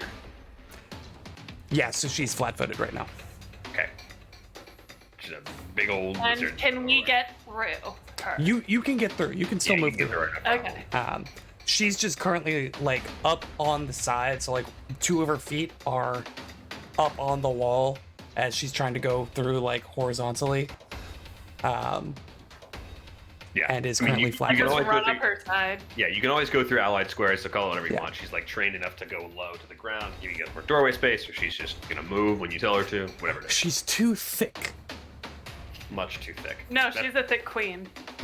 that is my Too my thick whole for the turn. door, at the very least. End The of door being Kashaw. society. The door is not accommodating. Don't put it on Sheathra.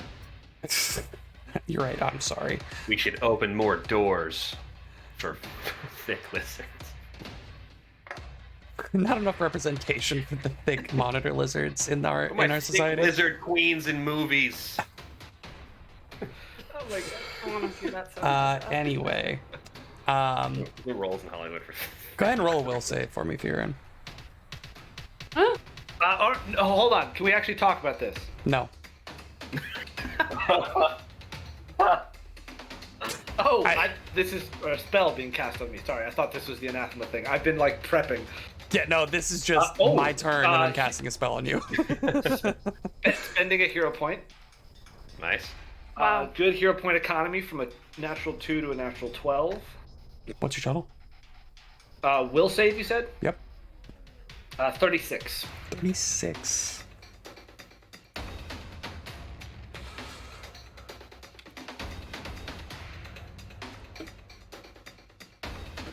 You're gonna take some damage. Okay.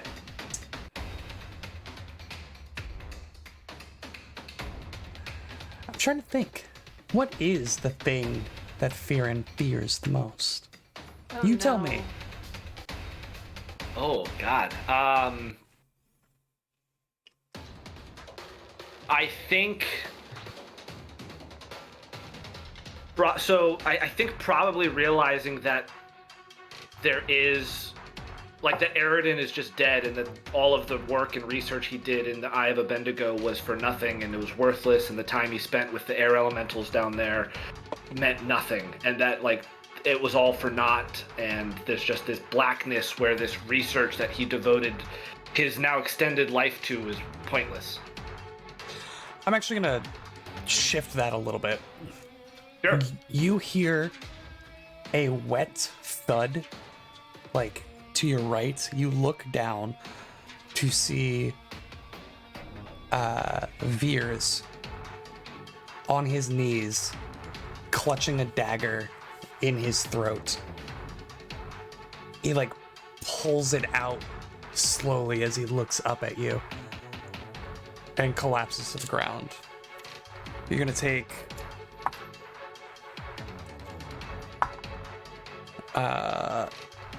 20 points of mental damage, and you are frightened 1. Okay.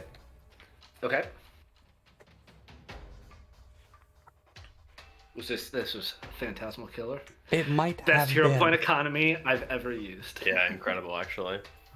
They are then going to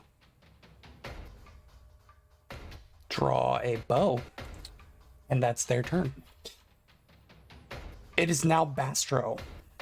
Yeah. 10, 20, 30.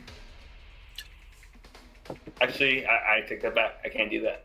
First action, I'm going to cast Shield on myself. Second action, I'm going to enter Arcane Stance. Third action, I'm going to Stride now that I have 35 feet of movement. 10, 20, 30, Okay. 35 right here. Hey, that's not difficult terrain, big guy. It's not through allies? No. No. I knew that. I knew that. You did I was know that. testing you guys. So 5, 10, 15, 20, 25. But you probably want 35 anyway, right? To get with the 30. rain. Yeah, 35 right there. All right. Very good. Twinkle Toes. Right. I have panache, so my speed is 50. And your allies are not difficult terrain. But Yeah. I don't know if you knew this. Just in case he's not, it might be. That's like some And- niche knowledge for you. 20, 25, 30,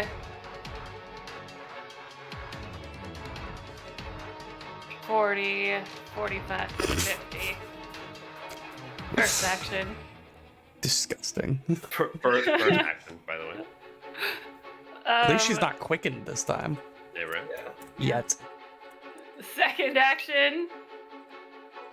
Precise strike. I on this wish you guy. would. I will. Okay. Do it. It's not gonna hit, I don't think. That's only a 25. Not gonna do it. I'm sorry. Rolling the floor. Okay. Third action, parry. Sure. Yeah, so you, with the quickness of the wind itself, virtually teleport behind this priest, and they swirl around, and just the billowing robes doing that kind of like twirling effect that they do. Your strike gets stymied by the loose cloth as they attempt to follow you. That's the end of round 1. Top of round 2 is going to be Fearin.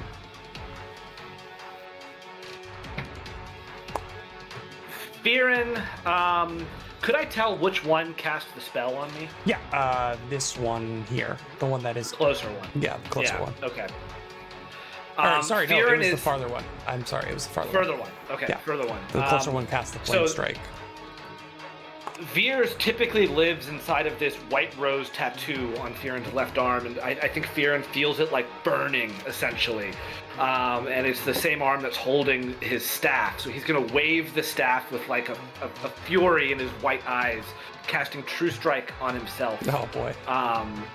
From the staff, and then is going to rip a chunk of rock out of the wall behind him and lance attack at the further one. This old song with and True dance. Strike. Yeah, hit me with it. What you got? This old song and dance with True Strike. Yeah, I mean, it's It's a good use of spells. I love True Strike. Actually that useful is in this a- game, as opposed to I know, previous compared editions. to 1E, so Huge like so buff, much better. yeah. 36 to hit. 36 is going to hit. Go ahead and roll damage for me. All right, normal damage. That's 12d6. Ooh, good damage. God. 45 points of bludgeoning damage to that back one, and it has That's above average. It has a -10 circumstance penalty to its speed unless it spends an action to escape. Okay, so it's And that Yeah, doesn't go away at the end of the round. All right. That's until it escapes. Yeah. yeah. This is the one with the bow out. Oh, you know, I forgot I was frightened one. I'm so sorry. Would a 35 have made a difference on the attack roll? No, it doesn't make a difference. It still Okay. hits. So we're gonna go with the nets, I guess. Wait, so they're not immobilized, but they have a -10 foot movement Correct. speed. Okay.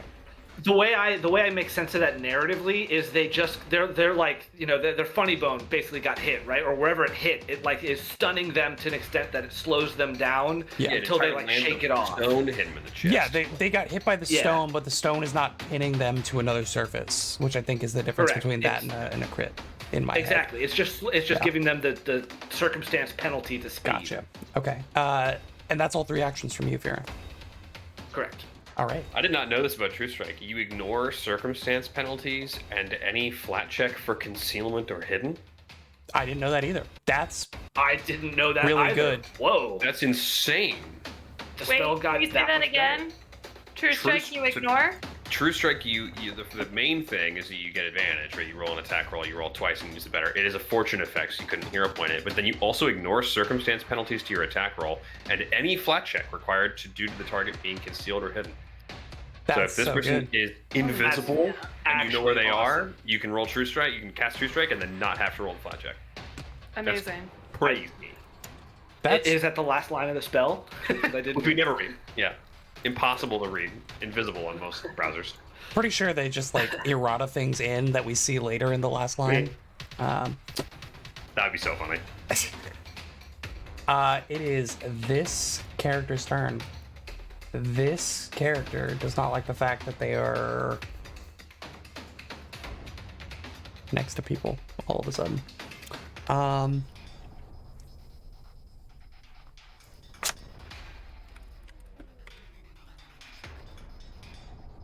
How does the spell work? It's got a range? Yes. Okay. This character is going to cast a spell on Twinkle Toes. Twinkle Toes, you can take your attack of opportunity. Okay. Natural 19, that's going to be a 40. Not a critical, but it is a hit. Okay. So roll damage for me.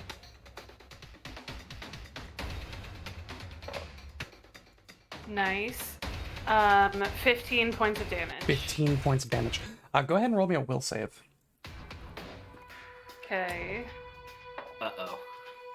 A natural 18 plus 19, 37. 37. Okay. It's a regular success, so you are only frightened 1. As you begin to hear whispers of madness, like scratching at the chalkboard of your mind, trying to break into your consciousness, you're able to stave off the majority of the influence as this spell's effect begins. But the lingering tendrils of this spell are still clinging to you, instilling a bit of fear. He's really trying to get you to run away, but you had to go and be willful or something. I just had a good roll. I'm Yeah. sorry. Yeah, that's what happens.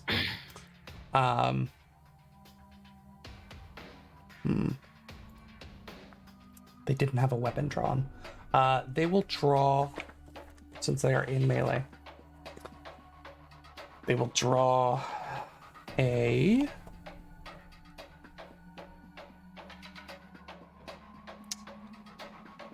dagger. They will draw a dagger. Next up is Kashak. Kashak is going to spend his first 2 actions taking a bit of an extra kind of special move. So, parting shot, we're going to take a 5-foot step backwards and shoot at the one that's to the south. Sure. I'm just going to roll this in 20. Flat-footed against this 42 to hit. Ooh. And they're flat-footed because Of parting shot. I took a 5-foot step back and they are flat-footed to the attack. Oh, that's really cool. That's a hit. So we're talking about 16 points of piercing damage, 6 points of force, 12 points of precision. So that is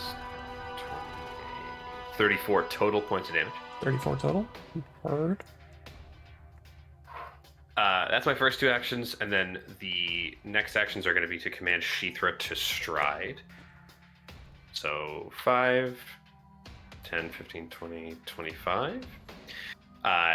He in Uruxi, he commands Shithra, some kind of like broken Uruxi, part reptile speak, part Uruxi. He commands her to move up and then use the support action. She will have these like snapping jaw movements and just like dancing around on the floor. If you attempt any manipulate trait actions, you have to succeed on a DC 5 flat check. Oh, Nice. interesting. Okay. Is at the end of your turn. That is the end of my turn.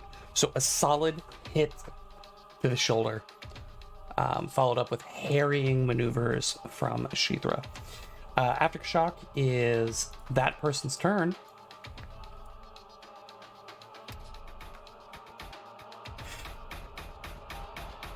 Can you move as part of the escape action, or is it literally just I think getting it's out? just getting out, right? Yeah. Oh, you have to crit to be able to actually continue to move. Okay. And okay. you can only stride 5 feet if you do that. Yeah. Yeah. Oh man. Hey guys, casters are hard when people get up in your face. But that's okay. And the reason that's okay is because this one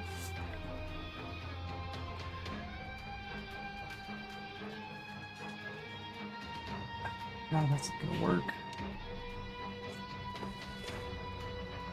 Yeah, it's actually not okay. I take it back. This one is going to cast a spell, which does have the manipulate.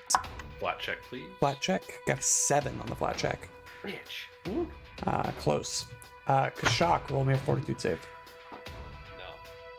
No. Yes. How about? What if I don't? 4K. Then I'll just give you a critical fail. It's pretty solid. Fair enough. 28. 28 is a regular failure. You feel negative energy begin to course through your body, shocking your muscles as necrosis begins to eat away at your skin and bones. That's gonna be some damage. This is an upcasted spell. 2 actions, which means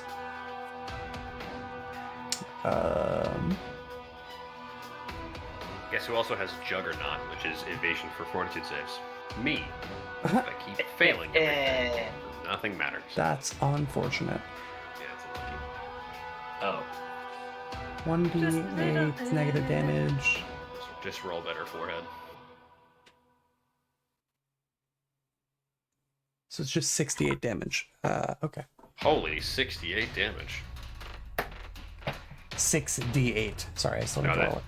that joke is funny every time. I don't know how to tell you. No, Jack. It's 6 8-sided dice, Yeah. and I haven't rolled it yet.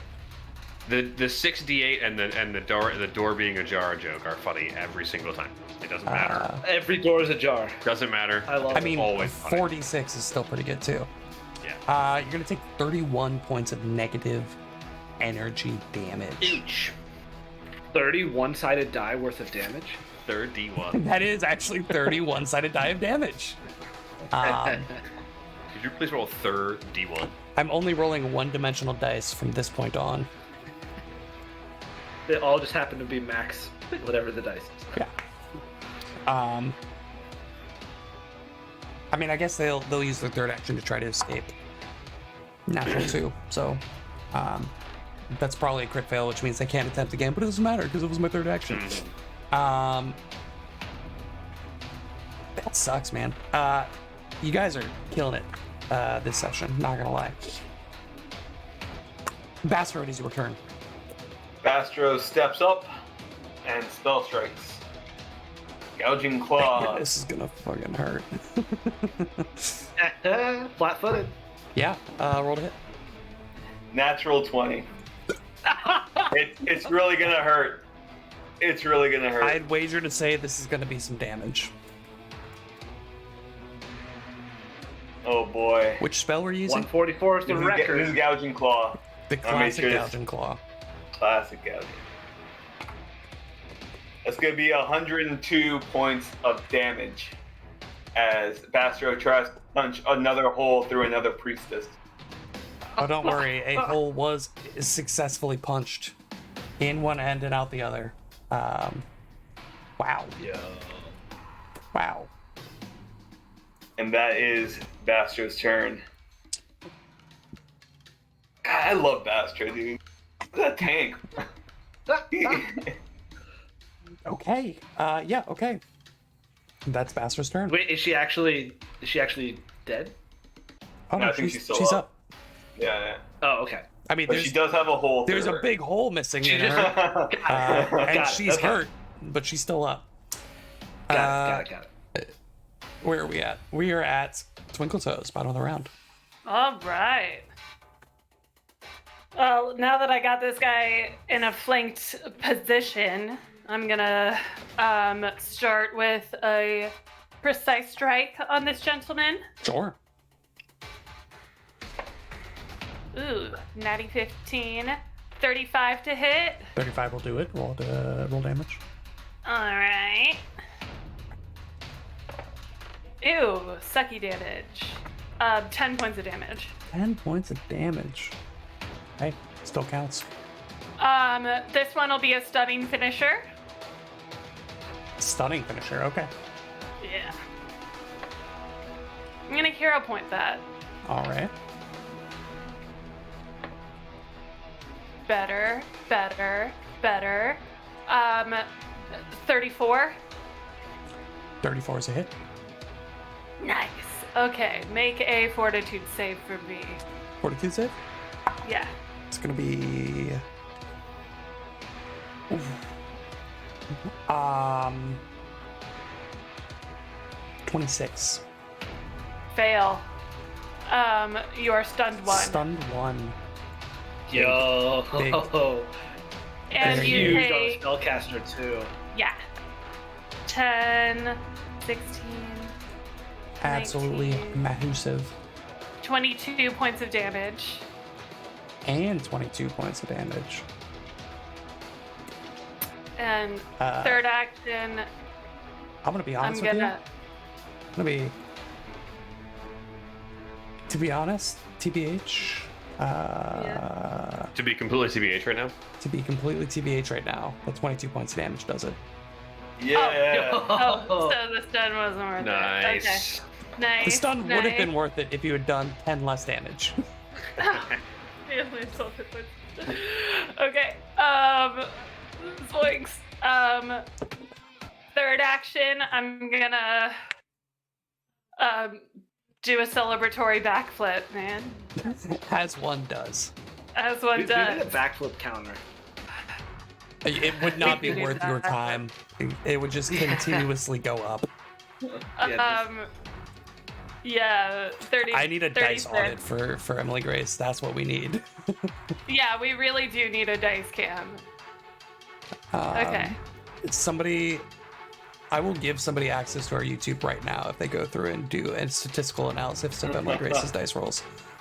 And that's a promise. What'd you get? Oh shoot. I said it. 36. 36. I got. That's a hit. Or sorry, that's a success. Thank you. So you do get your panache back. That's the end of my turn. Phenomenal. Top of round 3. Kieran. Fearin is still, he hasn't broken eye contact, or at least is staring at this one down here. Again, with his left forearm sort of searing himself, he is going to mutter, "Your vision is my destiny, not yours," and is going to again cast True Strike and do the same thing, Stone Lance out at that one. Boys. God, Is True Strike a first level spell? Yeah. Yeah. Take those resources, baby. Let's go. Well, so I've expended them from the staff, and now I'm using my own first level spells. Hey, still counts. Can you True Strike imagine if a is so spell great. that broken was a cantrip? It's always been a first level spell. It's just been a garbage first level spell previously. How's a 39 play? 39 is a hit, my friend. For They're the same already, damage. They're already impaled.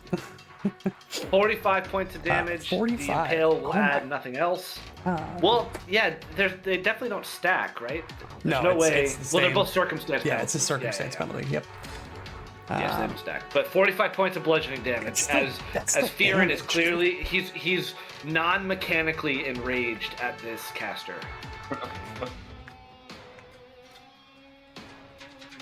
That dude is dead. Kashak, you're up.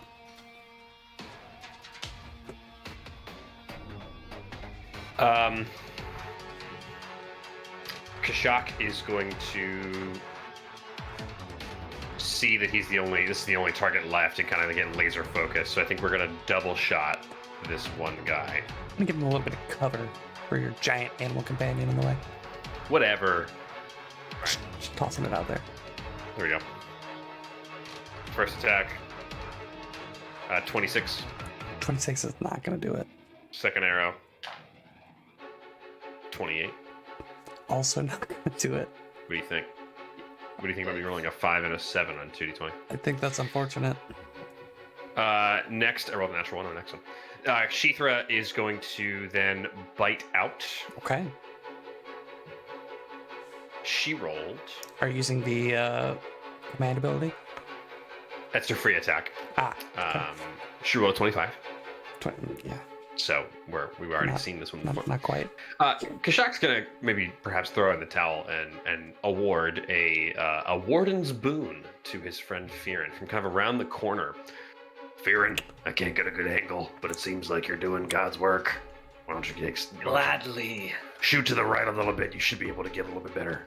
Would you And, like to describe to us what a warden's boon is? Absolutely. I've used this once before, but randomly. I grant hunt prey and my hunter's edge to an ally Right. until the end of their next turn. Oh, that's just straight juice, dude. So Oh. I don't think I've ever described my hunter's edge. The first time you hit somebody, you deal 2d8 precision damage to them. So good.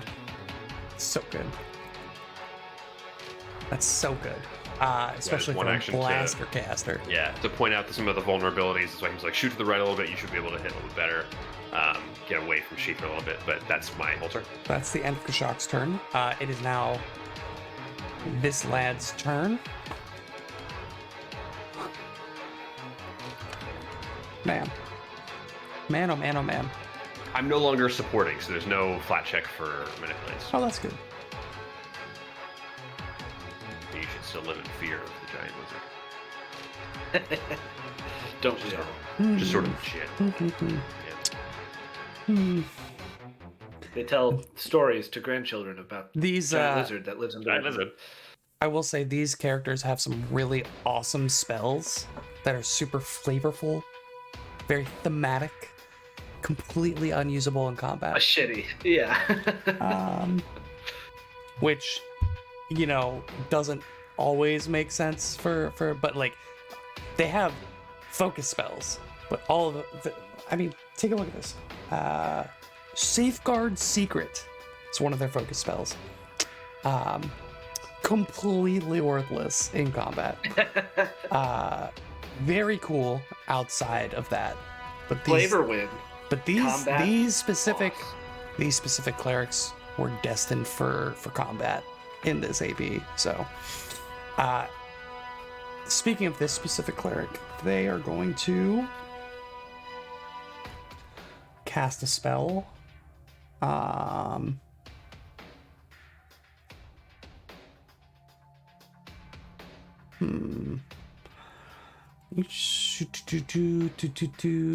Oh, okay. Okay. All right. I have to do one of those things. Ugh. I don't like any of those things. Wait, this spell is garbage. Okay. I had the spell lined up, but then it was bad. You read the last sentence and you were like, oh. No, we'll talk about it later, because I'd be giving way too much away with that spell if I tell you what it is. Giving way too much away. Is it summon Norgorber? Jack, you should know you can't Reveal summon literal Blackfeather. deities to the material plane. Summon monster Norgorber. Map We're gonna to do- Blackfeather. Height.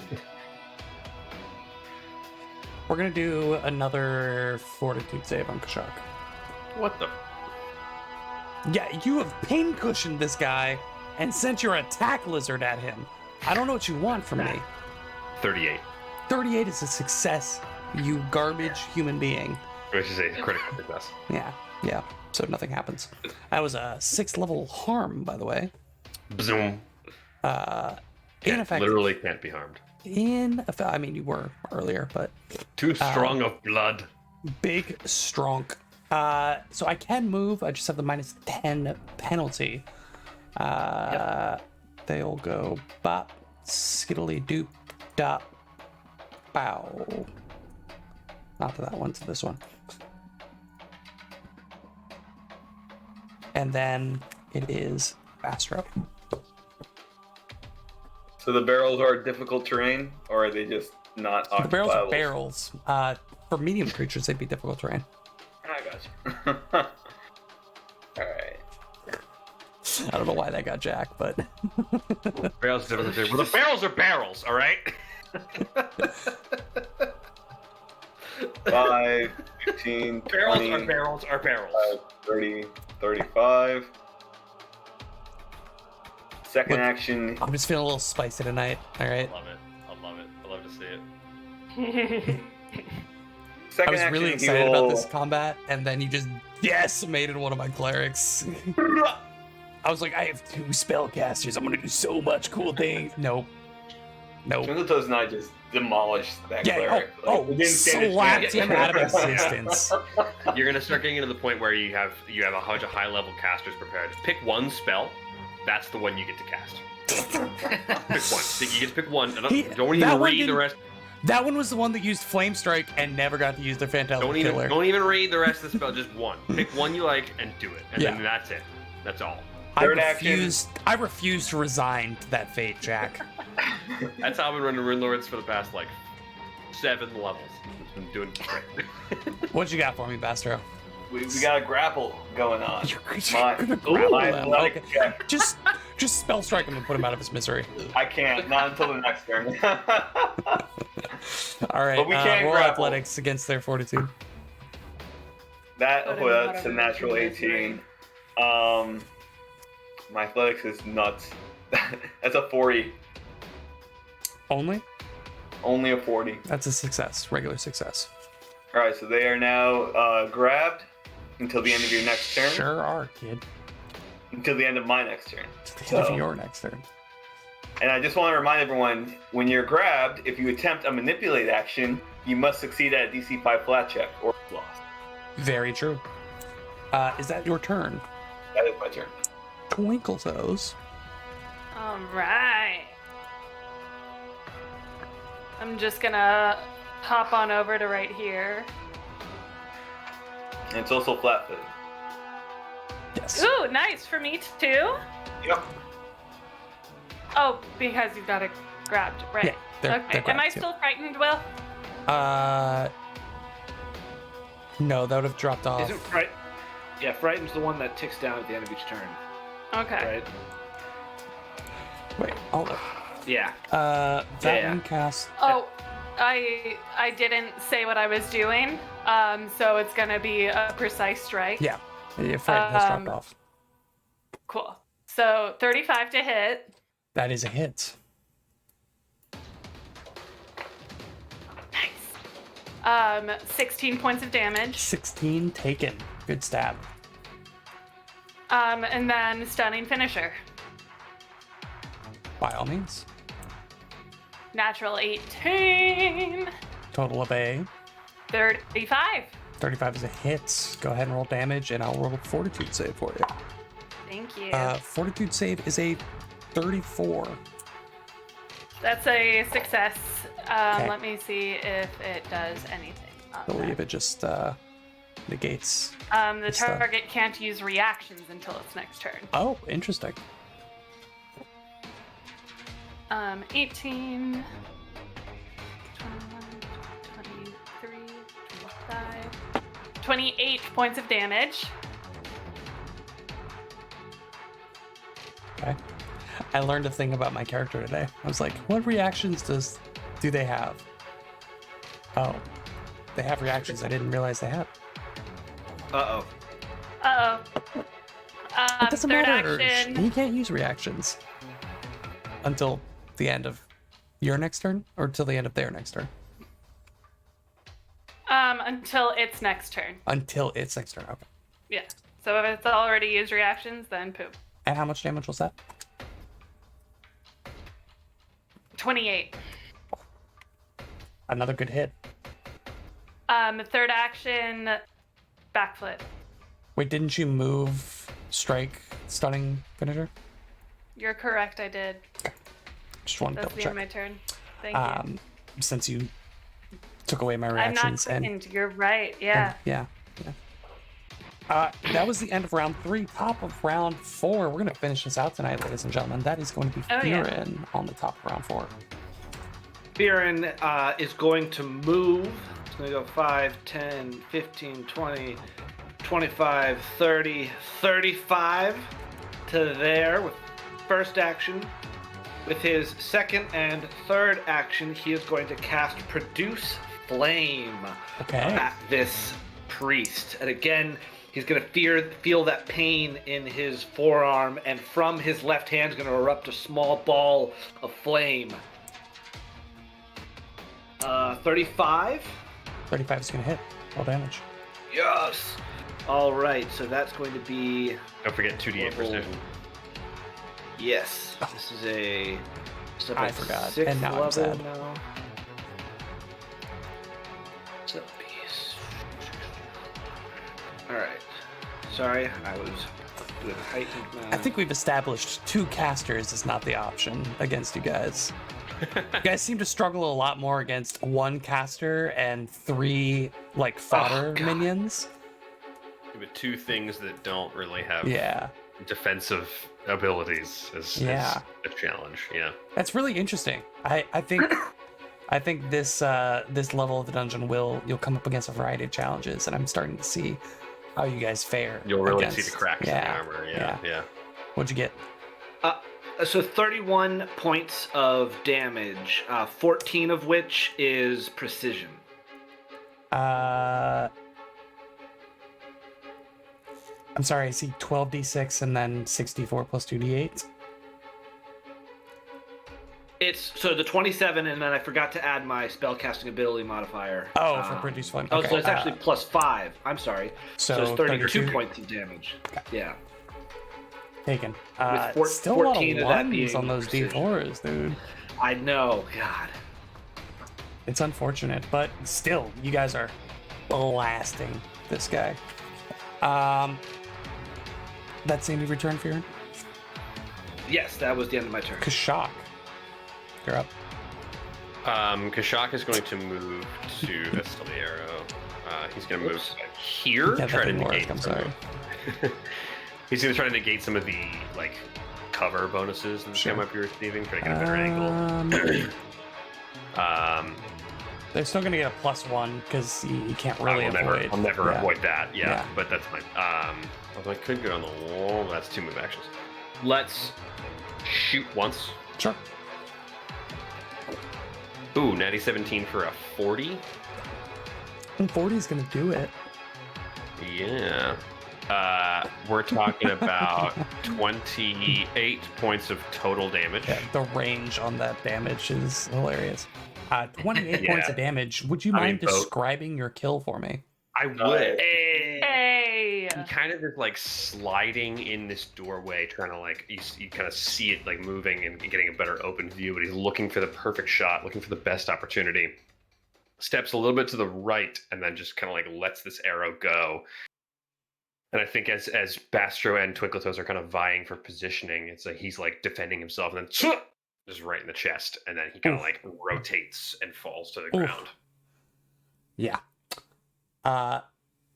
In what was literally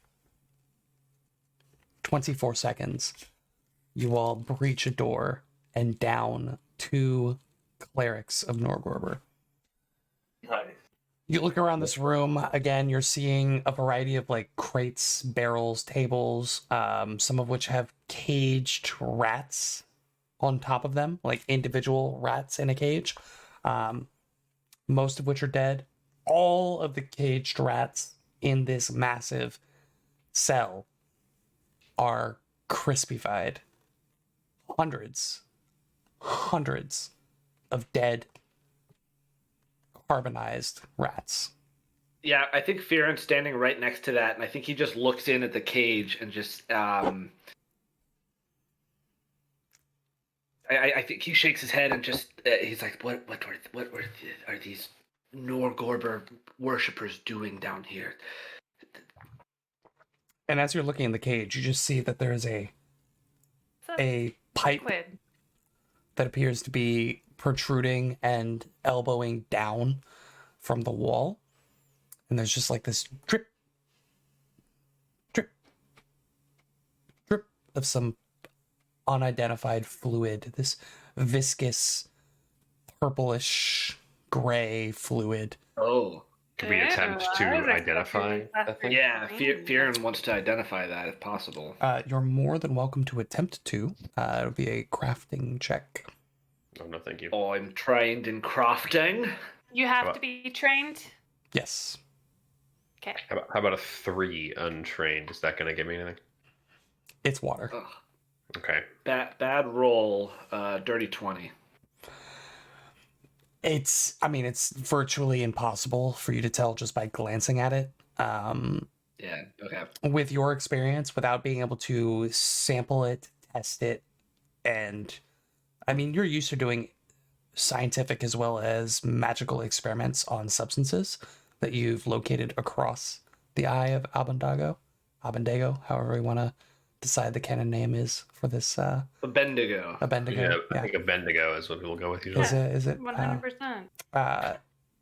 You've done research on various substances in the eye of Abendago, but without again being able to take a sample and run specific tests, chemical tests on it, you have no idea just by looking at it what this could be. Twinkletoes, could I have one of your empty vials? I don't know what this is, but this is not natural. And he's like pointing at the dripping substance. So Fearon will go over and like collect some in one of the vials. Sure, yeah. Once it's bye Dan. Bye, Dan. Once it's full enough, go around, you pull the lever, the door slides open. Walk in, you grab some. You're literally stepping over the corpses of these rats as you're attempting to get closer to the pipe. But as you're looking at the ground, you notice that many of them have this substance that has been like caked into their fur.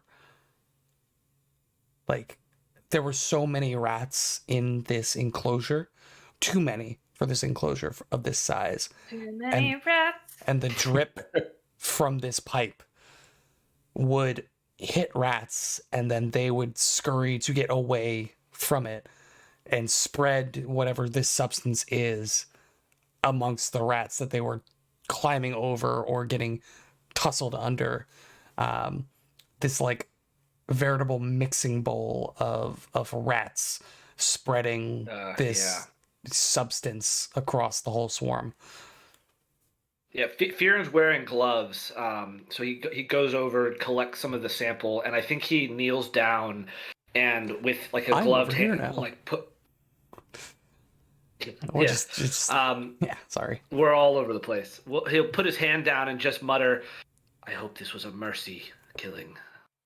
In the end,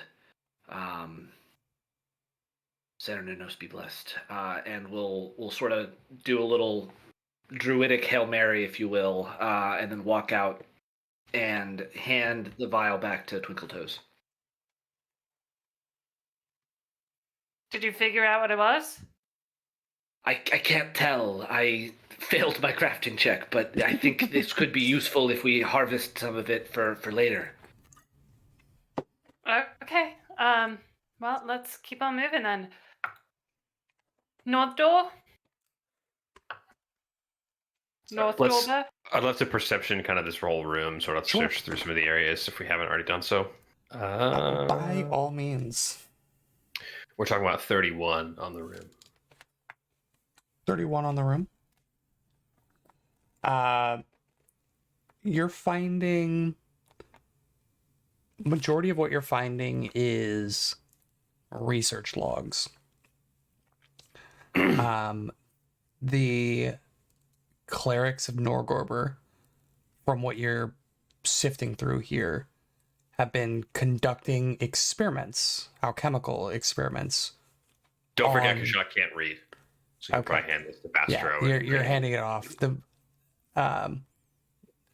So there are these like individual experimentation tables on the eastern side of the room, most of which have like cages of individual rats on them. All of those cages have dead rats in them, who seem to have suffered from a variety of different painful deaths. And you're just finding notebook page after notebook page after notebook page of various alchemical experiments conducted on live rat subjects. It's clinical to its degree of like separation from the harm they were causing. Yeah.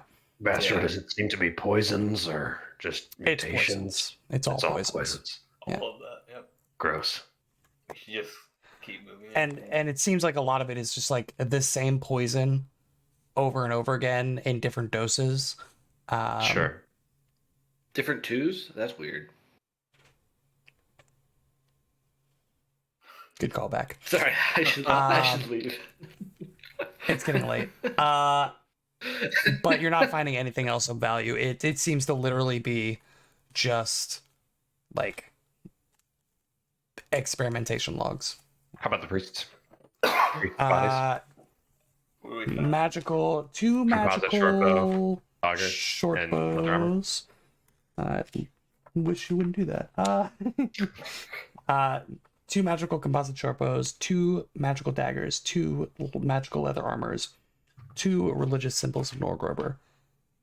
We leave those. I don't want those anywhere near me. Before we move on, I need a moment to replenish. And Fearon's going to refocus, and I'd like to briefly just describe what happens when Fearon refocuses. I don't think I've actually done that. So Veers, his familiar, is typically like in a magical tattoo on his arm. And when he refocuses, Veers comes out, and he's this like very airy looking, like very fluttery white rose with limbs and appendages, but he hovers. And when Fearon refocuses, he actually hovers as well, and there's this almost dance-like ritual that he does with Veers in this flower-like form, while slightly off the ground, hovering with like air currents swarming around him. And that happens for about 10 minutes, and then he, What form refocuses. is Veers taking? Is it Veers? No, he's a flower. He's a Okay, flower right okay. now. Yeah, okay. He's in his typical plant familiar, Just making sure. fleshy familiar. Yeah. Fleshy familiar. Be an interesting conversation that you're dancing with a dead friend of some of these people. No. Yeah. I will be very explicit when he does not look like his leshy familiar self. But it's very weird. with a dead friend. Okay, so you And take then 10 that's how minutes, you you refocus. refocus. Bastard, are you also refocusing in this time? I'm still fully focused, so I'm good. Still fully focused. Wow. Holy And I get 2 okay. focus points back because of primal focus. Love that for you. What's the plan? Checking the northern door for traps. Okay. Looks like. Twinkle Toes, go ahead and roll for me. Okay. That's gonna be a 35. 35. As far as you can tell, no traps. Can I hear on it anything on the other side? You do not hear anything on the other side. Check to see if it's locked. It is unlocked. I It's back off. Shaped up to be a classic Go. dungeon crawl, if I've ever seen one. Oh yeah. It wait for do be everyone. like that, though. He'll wait for everyone to get into position, and Okay. then he will open the door. You Bow ready? is drawn. All right. Bow literally could not be any more drawn than it is. Fearon will actually stow his staff and draw his shield and be in defense, like the defend action for right now. What kind of shield are you working with? Darkwood? Really missing woven these wood. days, huh? Woven wood. The woven wood shield. Ba-doom. Interesting. You see a long hallway with multiple doors. That's it. Done. What's up with this door? Yeah, that door's weird. What? It's a good question, isn't it? Are you opening it? Traps? Roll a perception. 20, 27? As far as you can tell, it's untrapped. Open. It was trapped. Oh, Damn it. Of course. Think a 27's gonna cut it these days, Jack? No, but I thought it wasn't trapped.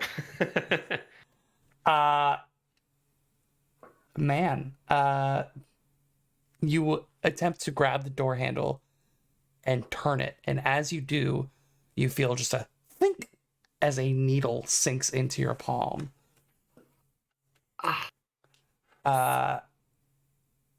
Okay, so one door to this room is magical, and the other one is trapped. So whatever's in here is awesome.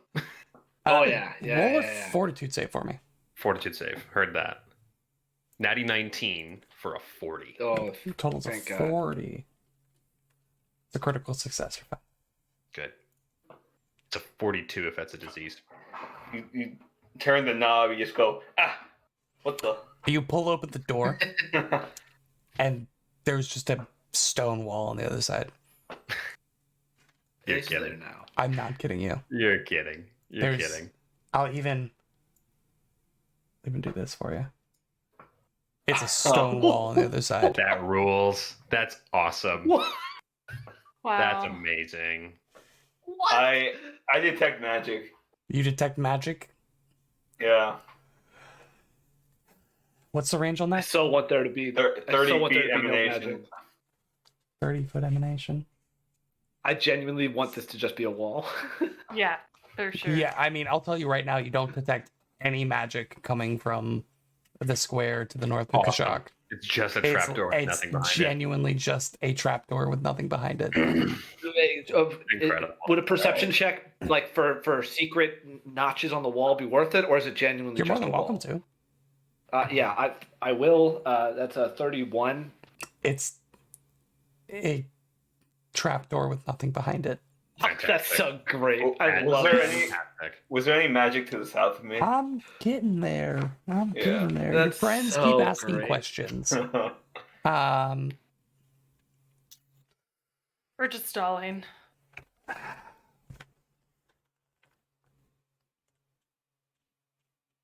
Hats off to the writer of this dungeon for that alone. Hey, it's Norgorber, baby. Secrets Yeah. on secrets on secrets. Oh, you want a chapel and dungeon to the god of secrets? Here's everything I know. There is magic to your south.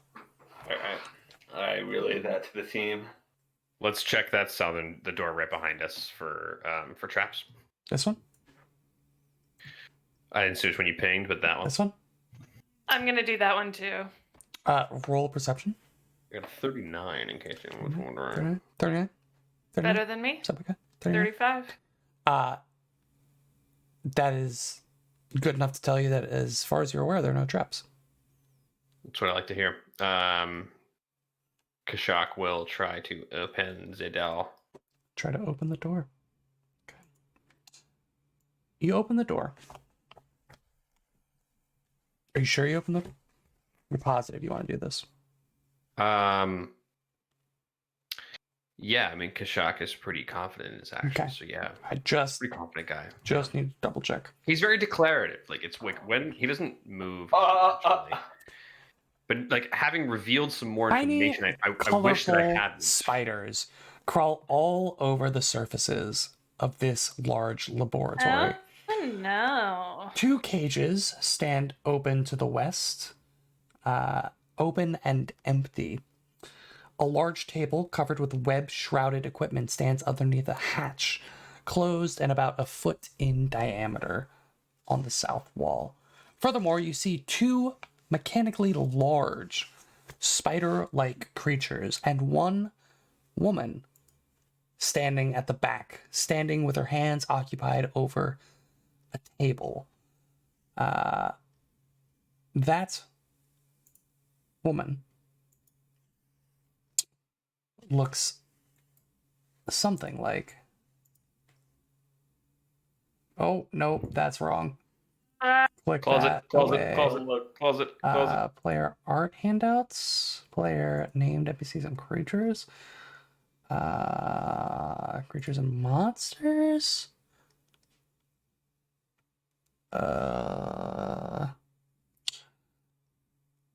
Where is it? There it is. That woman looks something like this. Whoa. Cool. Oh hell yeah. Joragumo. And that's where we're gonna end it Very cool. for tonight. Spooky. Sweet. Thank you all so much for joining us. We'll see you next time when we figure out how they're going to deal with this arachnophobic nightmare that they've walked into. Have a good week, and we'll see you next time. Goodbye, everybody. Good night.